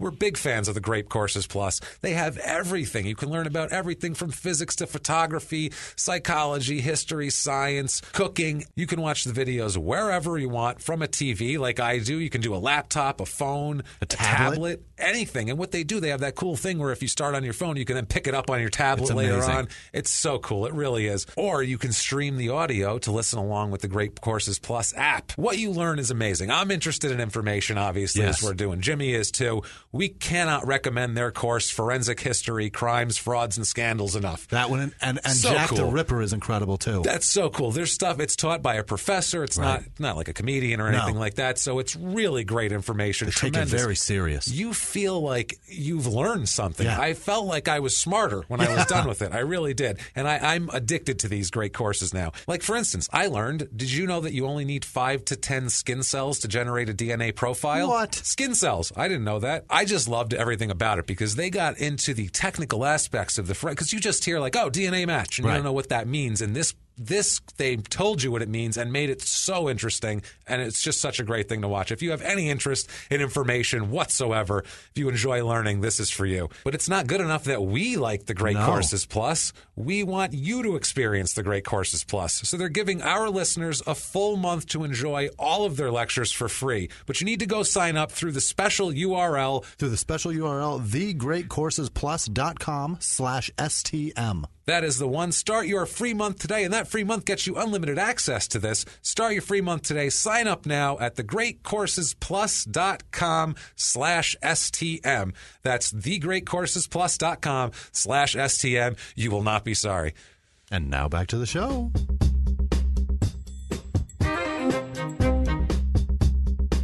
Raymond files a motion to not be restrained during the trial, not be shackled or anything like that. His counsel says that if he's restrained, the restraint should be not visible to the jury, like they should be down below. The court says that his arms and wrists and hands could be free, but his legs would be restrained with ankle bracelets, and he would be seated in the court before the jury came in. That's the deal they made. The court did conclude that the restraint should not be visible to the jury. And they worked out that they were going to have skirting placed around the table. Like, they're really doing this to hide his feet. Like, that matters. You found flesh in the fridge with your thumbprint on it. You could be in a goddamn Hannibal Lecter, thing, and you're just as guilty as if you're that or if you're in a Boy Scout uniform. Just as guilty. You fucking asshole. So he wants to be in there in just like a suit with just he just wants to be hanging out, waving at people. Right. Yeah, going to see the ice cream man. He's got a lot of things to do, Jimmie. How's about when you've got to go to the bathroom and you've got to get up to go and are they going to take the jury out for you to walk out now? There's so many the logistics of that are stupid. Turns out during the jury selection process, the record says that Mata was actually brought into the courtroom after the jury panel was present, and he had to walk 15 to 23 feet through the courtroom shackled, and they could have seen him at the time. They did note that the shackles were visible, but they weren't tight and did not impede his walking, basically. It didn't make him look like he was shuffling along. They didn't do that. Walk. Exactly. During the trial, Raymond's defense team says, well, Adam must have been killed at Patricia's. I don't know what happened. I mean, obviously she killed him. I don't trust that Bobby Billy as far as I can throw him, number one.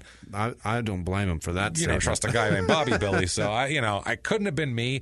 But I will admit, though, that I did try to dispose of the body. That's a fact. You can't get out of that. They found human remains everywhere. Yeah. You can't just say, I don't know anything about it. Mm-hmm. I came home and there was a head above my, in my room. Mm-hmm. So he says he doesn't deny that. The prosecutor describes, obviously, the killing of Adam as, quote, butchering for the jury, which is... Fuck yes. Yeah, and describes the great lengths that Mata went to keep the remains hidden and to keep them there, even with the sewer and the dog.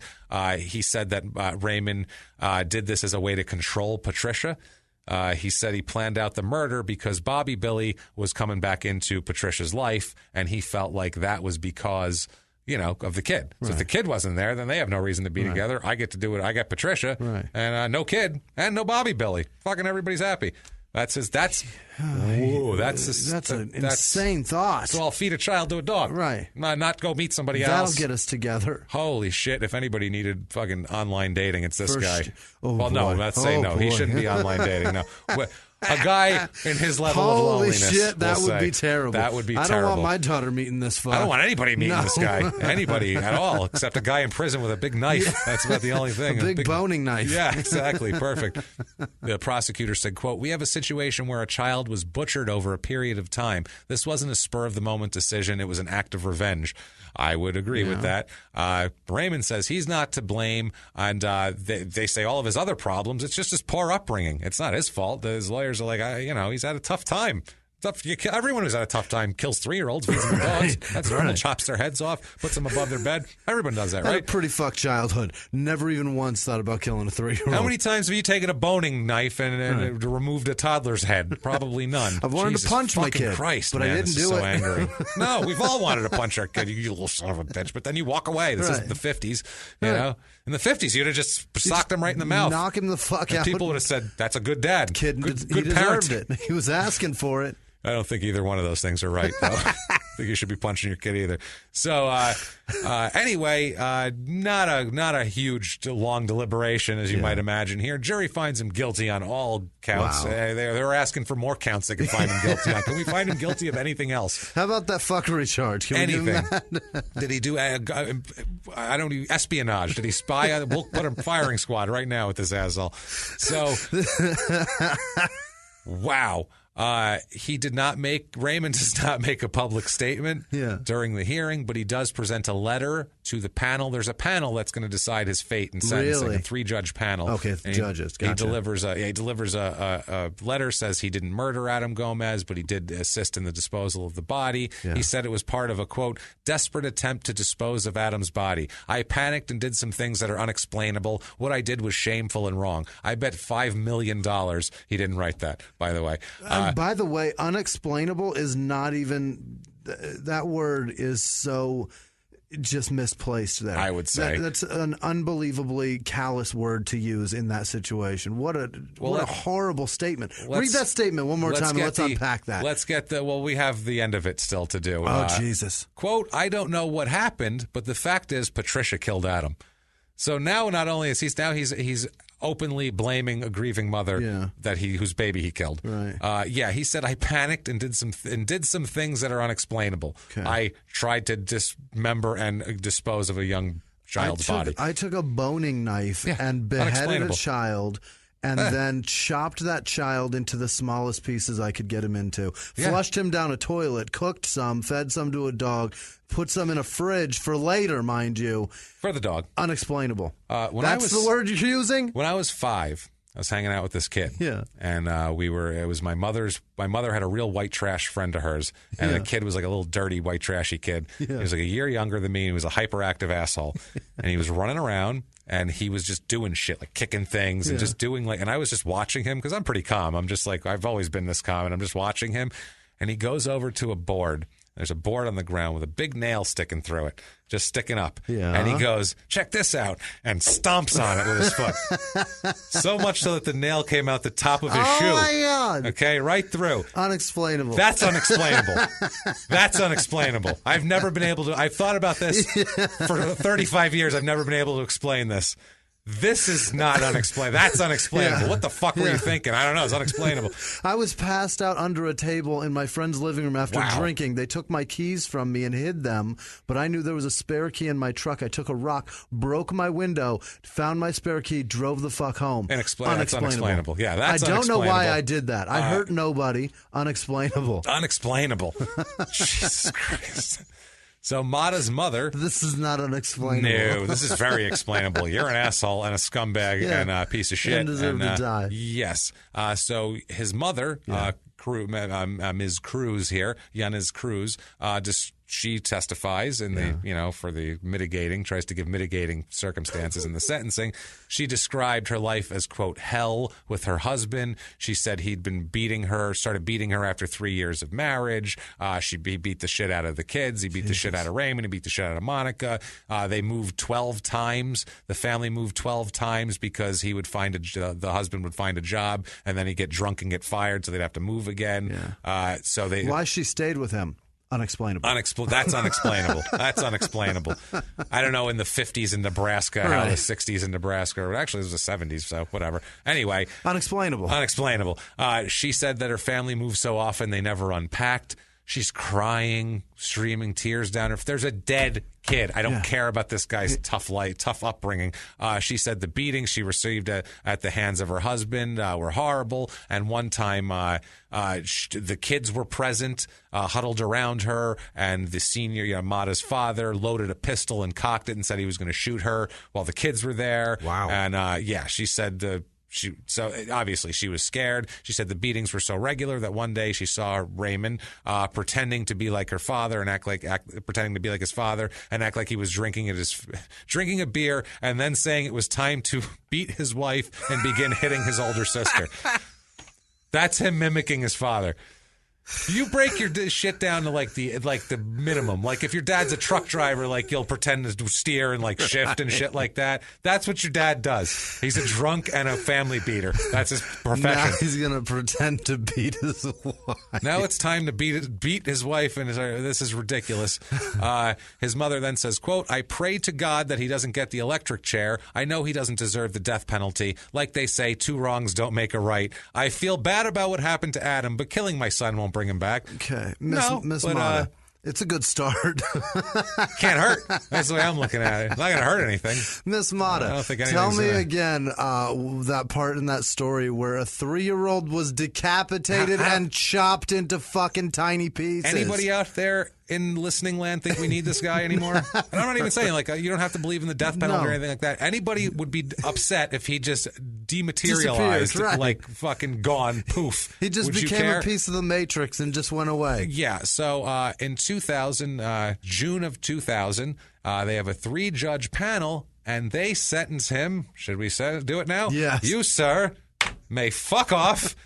Death penalty in the electric chair. Wow. You're going to the electric chair, mister. Is that right? First degree, premeditated, serious fucking hardcore murder. Yeah. Patricia said that she obviously denied that she had anything to do with the murder of her son. She said, I don't fucking not believe her. Yeah, and she said she feels a horrible, crippling guilt over allowing him into the home that night. She said she'll never get over it. She said, quote, I'll blame myself for the rest of my life, as any mother would.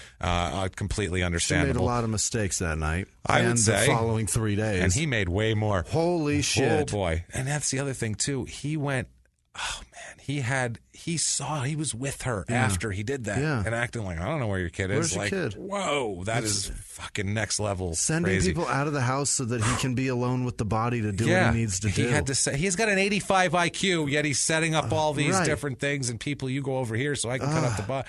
Wow. So he appeals, obviously, September 2003. He has several points of appeal here. We'll go through them quickly because he has like 10 of them. Number 1, the court failed to suppress all of his statements made during his interrogation. Number 2, they failed to suppress the evidence from his boots because he says they shouldn't have taken his boots. They just asked for him and he gave them to him. That's perfectly fine. They failed to suppress the examination of the dog. He says the dog was taken illegally and it shouldn't have been an examination because there was some question as to the ownership of the dog. Okay. It's got kid parts in it. I don't care whose fucking dog it is. I don't care. I like dogs. At this point, there's a child inside of it. Right. Don't care anymore. Open the dog. Snatch. I don't care. Tony. Open the dog. Yeah, open the dog up now. What do you mean open dog? Open it. So they also forced him to wear the shackles at trial. That's the deal here. They overruled his motions to dismiss the charges of felony murder and kidnapping, although there was he said there was insufficient evidence of those as a matter of law, of the kidnapping and of the premeditation or whatever. And he also says with that the court failed to instruct the jury on the essential elements of kidnapping and felony murder. I think they just looked and said, well, his mother didn't say you could have him, and then you had him, so that's kidnapping. Well, it's just a logical conclusion. At that point, you took a kid and napped him. Right. So there you go. You got him now. It's a ridiculous word, kidnap. Kidnap, it really is. It should be kidnab. I would say, yeah, because a kidnap sounds great. I wish my kid would nap. It's the best 3 hours of the day. Kidnapping is my favorite. When my kid is kidnapping, fucking A, man. I can't get enough kidnapping. Yeah. Also, he's saying there's an error in the imposition of the death penalty from a case from 2002, so it's a new precedent from Arizona, actually. Really? And he's also saying that the Nebraska death penalty statutes are unconstitutional. They fail to provide adequate direction to the sentencers so as to avoid the arbitrary and capricious application of death in violation of the 8th and 14th Amendments to the U.S. Constitution. Holy shit. That's a lot. That's a lot. He's just saying that it's cruel, unusual punishment, I believe is what he's getting at. I believe that's what he's getting at. He said that this is amazing, the aggravating circumstance for his murder was, quote, exceptional depravity. And he says that's, quote, unconstitutionally vague. Your ass, that's exactly the perfect way to describe it. Exceptional depravity that's actually polite. That's actually fucking polite. It should be the holy shit insects crawling out of this guy's ears because he's got fucking hives and nests in his brain and not brain matter. That's what they should have said. What the fuck, man? Anytime you put the word depravity in it, that's as specific as it gets. That's not vague. There's nothing that can't lead you any other way other than horrific crime. Well, listen to this argument of it. The ball's on this. All right. He says that it's unconstitutionally vague, and that the act of dismembering Adam's body were not, quote, at or near the time of death as required to be an aggravator. He says, I waited till he was dead a while. All right. I waited till he was dead a while, then I cut his head off. Too much. Fine. That's too much. Imagine going into court and saying that. Imagine that's your argument. It's ridiculous. That is your argument to not die. To stay in prison for the rest of your life instead of die is you waited a while. Yeah, this is Jesus Christ. Also, he's saying judicial electrocution is unconstitutional under the U.S. and Nebraska constitutions. And the last one is the sentence of death was excessive and disproportionate under the facts of the case. What part was? Yes, it is disproportionate. Proportionate would have been a guy comes out and just fucking cut your head off with a broadsword while you're at the defense table. That's proportionate. No, proportionate. That's proportionate. Proportionate would be going back in time and finding him when he was 3 and doing the exact same fucking thing to him. Something. That's proportionate. Something's proportionate. Well, you're actually getting the better end of this because you lived for 28 fucking years before you get to die. That's what they're being kind right now. The decisions on the appeal, the Miranda deal here, he said that basically what they said is they couldn't have not honored his rights because there was no rights given. Yeah. So at that point, they were just a couple guys sitting there. Like it didn't. It wasn't. They called it absent custodial interrogation. So they were absent a custodial interrogation. So his ambiguous answers or his unwillingness to answer questions were not an evocation of his rights. Basically, they say that argument is without merit. Take a hike on that one. The boots. He said that his consent wasn't voluntary. They say that the argument is without merit since they just asked him for him and he gave them to him. They didn't say, as the police, we get to take your boots now as a matter of law. Right. They just said, hey, let me get those boots. And he was like, all right, you can go out on the street. If I say, Jimmy, let me get those shoes. You just gave me your shoes. How is that something How about bad? No? How about no? Yeah.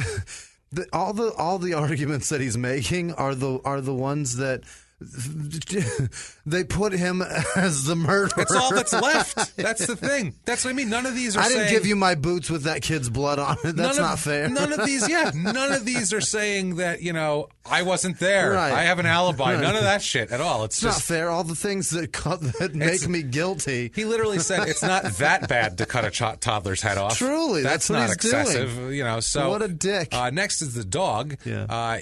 They tried to say that they were uncertain whether the dog belonged to Monica or her son, and that they had learned later that the dog belonged to Monica's son. I guess Mata had given the dog to her son, apparently, and that Mata would still feed the dog, quote, now and then, but really didn't pay much attention to it because it was the son's dog.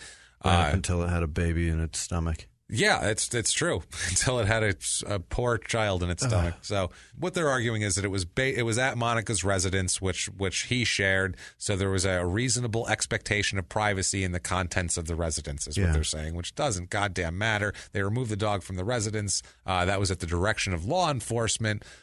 So he's trying to make an argument here. Also at the direction of Monica, who said, I don't want the dog. I don't give a shit about that. Right. Basically, the court just says, we don't care whose fucking dog it was. It had a kid inside of it. Take a hike. Doesn't matter. It's dead anyway now. The shackles. The shackle thing, being shackled in court. What they say is... This is interesting. Their decision on the shackles is exactly what a reasonable person would say. They said, quote, moreover, bluntly stated, given the evidence at trial, it is difficult to imagine how seeing Mata in leg restraints would have led the jury to believe Mata more likely to be guilty. Even had the jury believed in Mata's theory of the case, the defense conceded that Mata participated in the dismemberment of the body of a 3-year-old child and fed that child's remains to a dog. Mata was charged with the murder of that same child. Viewed objectively, given the nature of the charges and Mata's uncontested actions, it could not have surprised the jury that Mata was wearing unobtrusive leg restraints. Right. No shit. Right. He said he cut a kid's head off. The leg restraints are 50th thing they're going to notice about him. Here's something. If I'm in a jury box and a guy with 0 restraints is admitting to dismembering a fucking 3-year-old, I'd be like, I don't feel safe. Can we put him in restraints, please? Tie him to the fucking floor, please. All right. Judge says, all right. All right. So we will tie him. We will tie him up. So he tries to argue the definition of kidnapping. I'd want him on a fucking leash. Like, I want something around his neck tied to the fucking ceiling. That's crazy. Yeah. Well, he tries. How does he think that doesn't? This guy's. It's his lawyer's an asshole. Unexplainable. Yeah. This is unexplainable. This is very much unexplainable. His fucking arguments are unexplainable. He tries to argue the kidnapping statute by saying that basically, a person committing kidnapping, if he abducts another or having abducted another, continues to restrain him with intent to do the following. So he has to want to do one of the following: hold him for reward or ransom, use him as a shield or hostage, terrorize him or a third person, commit a felony, interfere with the performance of any government or political function, except, and then there's a few exceptions. Doesn't matter. Because what they end up saying is the judge says, well, the evidence shows that Adam's remains, clothing, and sleeping bag and blanket were all found in your residence. So therefore, you probably took him to your house. The mother didn't say you could take him to your house. Therefore, you kidnapped him, asshole. Sorry. That is a felony. That's a felony, and that's not a good one, too. No. Double jeopardy. He's arguing about this is very technical legal shit. We won't even get into this, but he's arguing double jeopardy in the first degree premeditated murder and kidnapping. He's saying that they're the same offense, even though they're not. No. So it's a stupid one he just threw in there to have an extra number. I think just an extra subject. He didn't like odd or even numbers, whichever. Without that, it made it. You know what I mean? Then there's also the death penalty issues with the death penalty. There's the constitutionality of the whole deal here. What they end up doing, because I said there's a 2002 decision. Here's what the court says, quote, we have recently applied the plain error doctrine to correct errors that are viewed objectively less threatening to the integrity, reputation, and fairness of the judicial process than the error presented in the instant case. For example, we have held that the use of a defendant's prior convictions to enhance the defendant's sentence, absent proof in the record that the prior convictions were obtained at a time when the defendant was represented by counsel or knowingly waived such right in plain error. What they're basically saying here is they didn't do a couple of things right, and you can take apart the legalities of that. But the bottom line is, quote, consequently, we must vacate Mata's death sentence due to reversible error in the sentencing proceedings and remand the cause to the district court for resentencing. He was sentenced by a 3-judge panel. In 2002, the ruling said you can only be convicted or sent to death by a jury, not a judge panel. We had this in a case a few times ago. Okay. So then everything before that comes up for appeal, and they vacate and they have to redo it again. Okay. So they redo the whole thing. They affirm his convictions for first-degree premeditated murder and kidnapping, and affirm the life sentence imposed for the kidnapping. However, the death sentence is vacated, and what they'll have to do now is they'll have to redo it here. So they do a redo of the whole thing. January 2005, they reconvict him of first-degree murder just to get it all out on the table clean. The whole time they're just trying to do the he's not to blame, his poor upbringing, blah, blah, blah, that whole thing. Quote, the father was a drunk who moved his family around. There's no stability. That should be a mitigating circumstance. The mother comes back again and says, he doesn't deserve the death penalty. Adam's mother, Patricia, is there too. Patricia Gomez tells the court that she supports the execution. She says, quote, he doesn't look remorseful and I feel no remorse for him. Death is what he deserves. Fair enough. It was determined that what they said is they don't care how bad his childhood was. That had nothing to do with killing a goddamn baby because you wanted to control a lady from not screwing around with her ex-boyfriend. That's not okay. They acknowledge that he may have an IQ of 85, an extensive drug history and alcohol and a bad family, and that the death sentence will have a profound effect on his family. They said, the judge said, quote, there's no doubt that any sentence Raymond receives will profoundly affect his family. However, those effects on the family are not the fault of the sentence, but are the fault of Raymond's actions. Yes. No shit. Blame him if you're upset about it. They have to prove the aggravating circumstance for the death penalty, and this judge says, quote, it is that aggravating circumstance that the panel of judges consider as establishing in reaching its decision in this case. The facts that in this case show an abduction of Adam, killing him, gratuitous violence, mutilation, relishing the crime, and a plan to make a point on Patricia by all of those acts. Yeah, exactly. So. No doubt. And they also said, well, he's been doing really well in prison, so he's a good guy. He said, quote, the fact that Raymond may adapt well to prison life because he's a fucking criminal is no reason to withhold a death sentence. No. Like he'll do fine out of prison too when he's dead. Jeffrey Dahmer was cleaning shit. Yeah. he was mopping. He says the death penalty is imposed because of what he did to Adam. The depravity shown from these facts stands out and sets this case apart from the others. It shows a mind so bereft of redemption that justice demands a sentence of death. God, I love that word. That is fucking awesome. Yeah. You serve me. Fuck off. That is great here. Bereft is a fantastic word. Oh, it is. It is. So he is resentenced to death. Fuck off again. He's being sentenced to death. They're escorting him out of the jail, and Bobby Billy is there. And Bobby Billy got to yell at him. What'd he say? Bobby Billy said, "You got what you deserved." All right. And Mata said, "Maybe," and kept walking. Really? That's all he said. He said maybe? He went, maybe. He learned a new word. That's it. That's how great he's doing in prison. You know you expect him to say, all right. But Bobby Billy learned a few new words. You got what you deserve. That's way more than all right. Impressive. Well, he knew you, and you is used twice in that sentence. He knew you from you pregnant. So he had that. But he had to learn deserve. That's a tough one. So... I always enjoy when somebody's dumber than me. It's great, isn't it? I love it too. Because I'm so stupid. So it's documented that he's dumb. You know, he's super dumb. Yeah, so it comes dumb. out in court. They're like, he's so stupid, you shouldn't kill him. So, they're using it as a fucking last-ditch effort to save his life. Unreal, man. So he's appealing again. Yeah. He is appealing on the. Saying that. Talking about the reliance on the electric chair and that sort of thing, because that is Nebraska's only way of execution is the electric chair at this point in time. Wow. So February 8th, 2008, they make a decision. They talk about how lethal injection is administered in 35 of 36 states that execute condemned prisoners, Nebraska being the only exception. The only one. Only one. The judge says, quote, it is the hallmark of a civilized society that we punish cruelty without practicing it. The evidence shows that electrocution inflicts intense pain and agonizing suffering. Therefore, electrocution as a method of execution is cruel and unusual punishment. They strike down the electric chair in Nebraska. What? So at that point, they have no way to no way to kill him. No way to kill anybody. Right. I can think of a few ways. I can come up with some ideas. If Drawn you guys need. quarter would be creative. fantastic. I'm very creative. Let's get some medieval shit going with this guy here. So it's a 6-1 decision here, striking down the electric chair.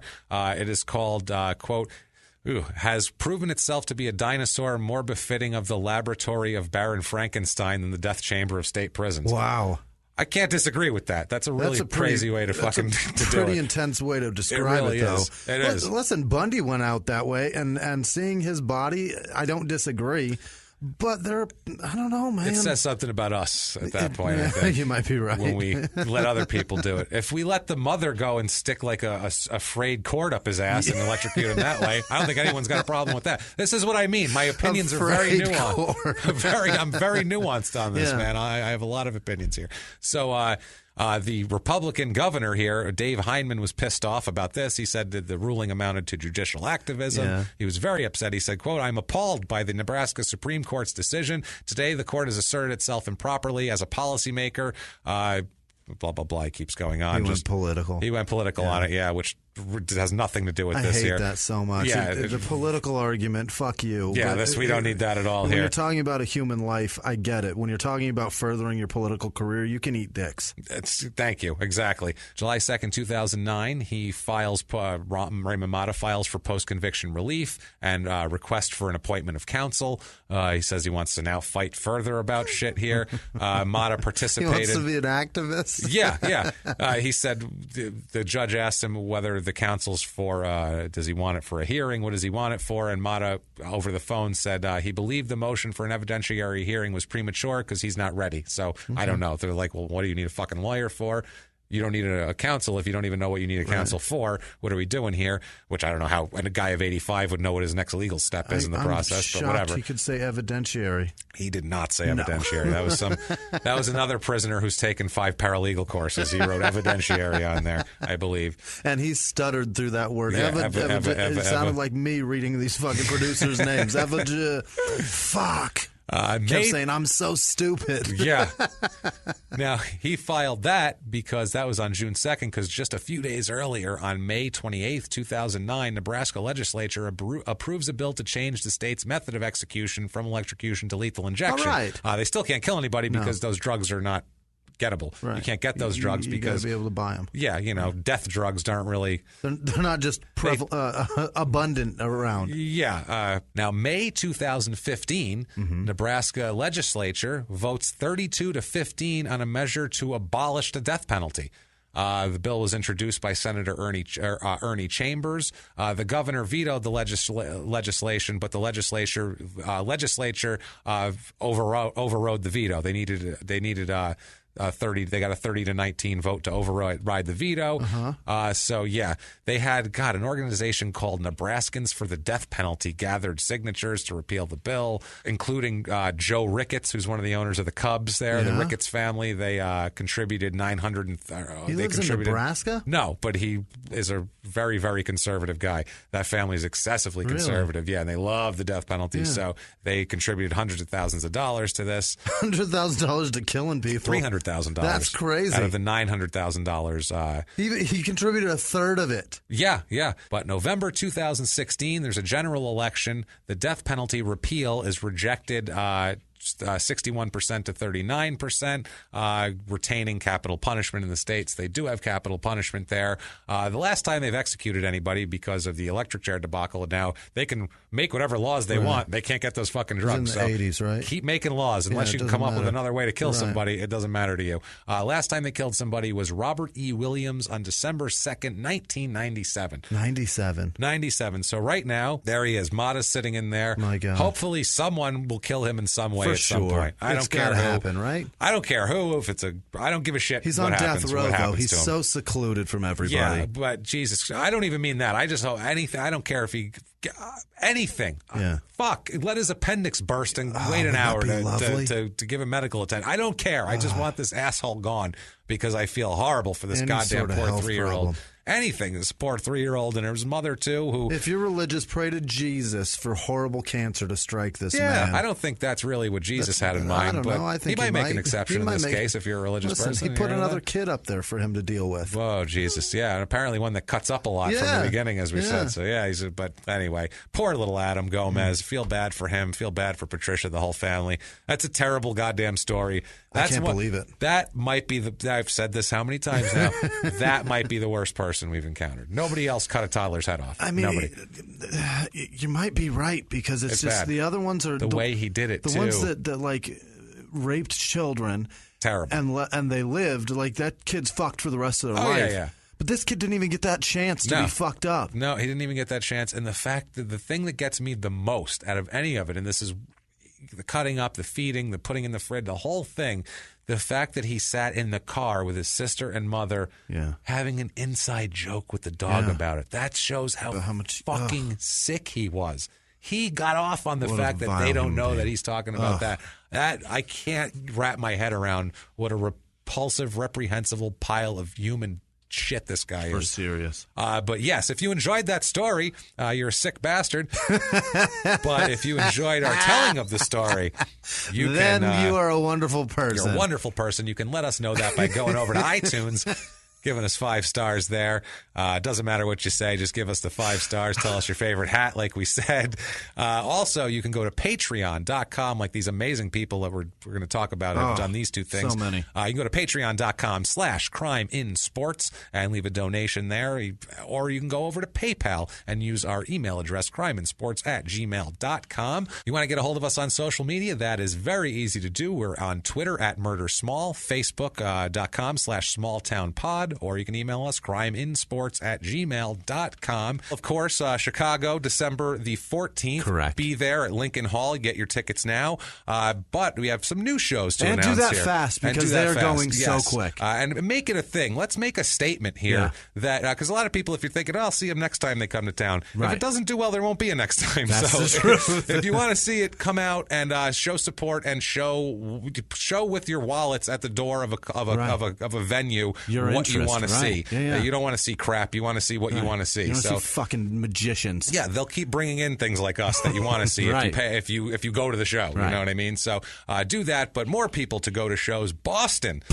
We mentioned it, but Boston, it is set February the 18th. Can't wait to try your lobster. Oh, it's going to be beautiful. Boston at Laugh Boston. That's the one. February the 18th. It's a Sunday. Right. Both shows. Crime and Sports is the early show. Small Town Murder is the late show. Right. Get your tickets. 4 p.m. and 7 p.m. Yes. Get your tickets today.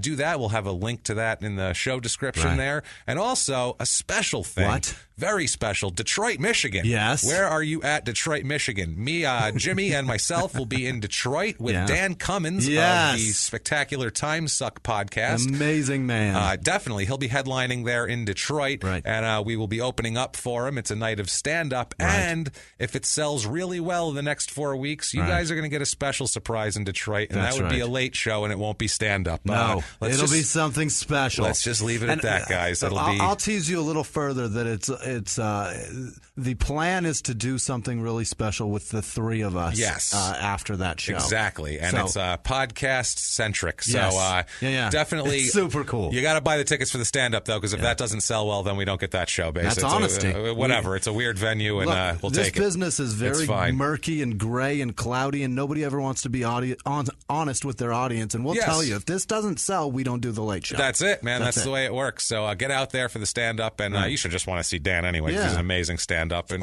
incredible. We won't embarrass ourselves either, so it's fine. It's all good. Do that, and we have a list here. Jimmy has a list of some of the most amazing goddamn people on earth that we love. Our heroes, our producers. Hit it with us, Jimmy. Who we got? It's a ridiculous list. This week was fucking truly just so people amazing. Man. From Thank everybody you guys. From Kelsey sending that fucking gavel. Yeah, we've used it already. Yeah, truly. And then Sap House Meadery sent us a bunch of mead. Thank you, guys. That was so cool. And it's so good, thank too. You. They have a that was coffee awesome. Fucking Thank incredible. You guys. Go to saphousemeadery.com and get some of their shit. It's terrific. Happy birthday to Kat. Hey, happy in birthday, New York. Kat. She fucking threatened me on Twitter about good to telling us, her Kat. happy birthday. So there, you fucking jerk. There's your birthday. Susan Banks, Ashley Stevens. This one is fucking. We're gonna struggle through this together. You guys ready? Kokuganza Akajiga. Hey, No, wow. that was wrong. That's way wrong, but I really like your effort. That was you looked excited about it. Kokuganza, thank you so much for Kokuganza. I think that's it. Can't thank you enough. I think somebody wrote that in on purpose to fuck with me. Oh, I'm sure. You're positive of it. I think I would tell you my real name. No way. I'd give you something Never horrible. ever. Tiffany Daniels, Laura Buchanan, Dana Grayson again. Hey. The guy comes through every week too. Thanks, Dana. Thank you, Corey Dana. Patterson, Matilda Helu or Helu? Matilda, maybe. It's got an H in it. How do you say Matilda? It's got to be Matilde, right? I'm not sure. Joe Jones, Chris Azcaraga, right? It's Azcaraga. That's definitely it. I like the way it sounds better. I like that. I hope it's that one. Scott Henderson, Mary Foos, Jared Ferguson, Ingrid Stokes sent some more North Korea money. Oh, cool. Thank you. Thank you, Ingrid. Awesome. Casey Tillery, Devin Rhea. That's the worst. Before the Secret Service investigates her, by the way, she did not send North Korean money. It's Norwegian, but we thought it was North Korean because we're idiots. It's NOK. It looks like North Korean hey, cool, cash. North Korean money, awesome. They spell cash with a K. Some of that Kim Jong-un money.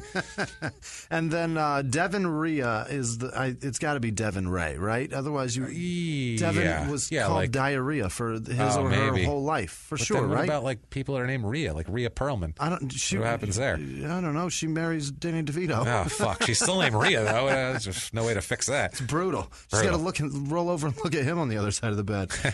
Sherry Holland, Diana McCann, Jess Landgren, and Chrissy Cristaldi came through again this week. Thank you. The two of them. Jess and Chris, thank you so much. God, you guys, really, we can't thank you enough. Robert Dye sent a donation and an email. He's cool. Yeah. Thank you so much, Robert. I like talking to him. And go ahead and email Dan Cummins over at TimeSuck and tell him any of your concerns, because Dan is he's a goddamn student of the world, Dan, and he likes to hear opinions and he likes to hear he's a thinker, so you can hit him up with anything. He'll be happy to hear. Three things that I really enjoy finding out that of people that like us, they are women, obviously, black guys, and then men of the cloth. Yeah, that's weird. We've had several pastors and priests. Right. Yeah, it's and odd. when they enjoy you, it's so much fun. It's weird, especially what we're doing here. Right. He had a thing where the priest said his thing was nothing is offensive as long as it's funny enough, which I thought it has to be funnier than it is offensive. Everyone thought like that. Exactly. The world would be a better place. Well, the people listen to this too. Yeah. Michelle Seba, John Chiarelli. It's got to. I always say that. It's got to be. It's got to be. Chiarelli. Rena Taylor, Claire Natola, James Chiccarelli, Hall. honestly. Right. It had no C in there. Oh, okay. Or a K. Just Chiarelli. Okay. Sabrina Evers, James Hall. I think I said that. Holly Listener, she's a listener. Holly, who's a listener. You're right. Holly. All right. Holly Listener. All right. MCR Camperman, Anthony Arredondo, Rebecca Gammon, Chrissy-Ann Castaldi, of course, Siobhan Latchy, or Siobhan. It's Siobhan. Yeah, with that's it's the very weirdest Irish thing. Yeah. Siobhan McClatchy, Lisa White, Sue Bree, Nikki Thatcher, Katie Finn, Tim Ball, who I think is Sausage over there on Snapchat. Thank you, cool. Tim. Brett Hinkey, Justin Rogers, Thomas Guitar, Michelle Turner, Juna Leisty, Joona. That's Juna, right? Juna. Sounds like Juna. Leisti. Lista or Leisty? Jesus, I got to see it on Juna, paper. we I still will appreciate you. mispronounce it. All right, thank you, though. Sanga Robertson Albertine, she upped her donation, so thank you, so much. Joe Hartwell, Dita Vasquez, Helen Collinshaw, Siobhan Dugan. We got another Siobhan. Wow, look at the Irish Siobhan, love us. Yeah, Siobhan Dugan, thank you. Jane Greaser. So we got an email from a guy named Greg who grew up next to Michael Nunn, who was yeah, I read that. That's awesome. It's fantastic. That was terrific. And he grew up near him when Bebe's Kids was out. That's terrific. Talk about it on Crime and Sports. Yeah. Jeff Cutshaw, Amanda Renee Harris, Christine Quattro, Laura Crosby, Alex Marchi. Matt Marchi. He updated. He upped his donation too. Jeez, Kenneth R. Garady, Writings from the Gray. I don't know what that is, but Google Writings from the Gray and find that person and be nice to them. Give them whatever business they need. Yes. El Camille Anderson, Jared Ferguson, Paul Boyd, Savannah Showalter, Madison Doherty, Steve Hughley, Steve Hughley. I think that's right. Siren Camilla. Moogly. Chandel Whitney is a listener, and she has a daughter who's a service member in South Korea. Oh, yeah? And her wife both listen. So thank you, awesome. Thank you, Chandel. Yeah, thank you. Thank you to your family. Super cool. And awesome. Thank you to both of you over there because you're listening. No doubt. Stephanie, silver-haired, middle-aged tuxedo mask. That's somebody that donated. Right on. Nicole Cleveland and Joe George. Thank you both. Devin. I write like a fucking toddler. Devin Resnikoff. It's definitely Resnikoff. Nice. Nicole Aldrit. It's a Cold War name right there. It is. I like that. Monica Ortiz, and then Sharifa Alexis RF. Okay, well, I'm starting this over because I'm going to get it. Let's do it. Sharifa, Alexis, or... No. You took a running start at it. It didn't matter. You still came away short. It's like a pole vault, and I turned around. No, you stopped as you were. No, never mind. I'm not doing it. You chickened out at the last second, threw the fucking thing to the side. Nope. I'm abandoning this shit. Yeah. Sharifa, Alexis, Afria, hey... I think I almost got it. It was close. I'm sure it's not. But I almost got it. That was a good effort. I got up on the pole, and then I fucking fell backward. Three pushes off. So you really tried. Sharifa, Alexis, Afria, hey. Steve White, Casey God damn it. I was... You're on a roll there, Jimmy. You messed it up. Steve White, Casey Paquette, Jason. No, it's Jacob. It's not Jason. Jacob Adams, Alyssa Wells, Adam McWafers. McWaters. McWafers. Adam McWafers. That's nice. Every week it's like Adam. It's like an octopus, and one more arm comes around you with every weird name. By the end of it, I can't see your face. You're just covered in tentacles. Adam McWaters. Ginny or Guinea? It's got to be Ginny. Nobody's name is Guinea, right? Not, right. No. Ginny Burnt. Ethnic slur, I doubt it. And then just Sarah. Somebody just named Sarah. Somebody just named Eric. Thank you both. Thank you. William Hatchett, Becky D.H., Hallie Gaston, Liam Toner, Wade Brandoner, J. Nathan Couch, Stephen Havens, and Mariki Bergman. Thank you all. Wow, thank you guys. Or Marique. I think it's Marique. Thank you guys so goddamn much for everything. Really, you guys are the driving force behind this. You listen, you help out, and you're being a part of something that we can't do on our own. So thank you guys so much. You're making this just a fantastic experience for us, and hopefully it is for you guys. And what if by any chance somebody wanted to get a hold of a fella like you, Jimmy? How could they do that? If you need to find me to tell me how much of an asshole I am for ruining your name, you can find me at Whisman Sucks, WHISMAN Sucks on Twitter, Instagram, and Snapchat. Find me, play along. I love hearing from you guys. It's fucking incredible. And I am at Jimmy P is Funny. You can find me there, or get adventurous. Try to spell my last name. Best of luck. I suggest just copy and pasting from the show description. There's a sneaky little I in there that you will not be able to figure out where it goes, so don't worry about that.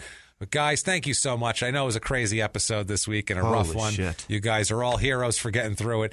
Thank you very much. And God damn it, guys. Until next week, guys. It's been our pleasure. Bye.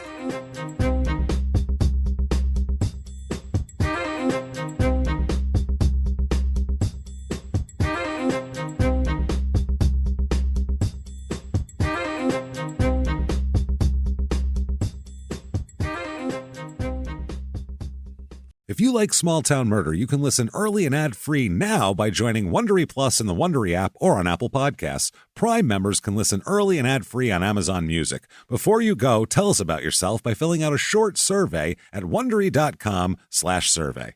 In the 1980s, a rosé swept the country. Hey, Mike, I really like this White Zinfandel. Well, good. Now put it down. We're going to try another one. White Zin became America's top-selling wine. But most don't know that this sweet drink has a sour history. What began in 1986 with counterfeit bottles, a big fraud, a multi-million-dollar fraud, sent investigators chasing one of the most powerful families in the business, the Licciardis. But the closer the feds got to them, the more dangerous things became. It's a story of deceit. At the time, I was paranoid. Threats. You touch my kids, I will kill you. And murder. With a .22 caliber bullet to the head. What started with a scheme to mislabel wine spilled into a blood-soaked battle for succession.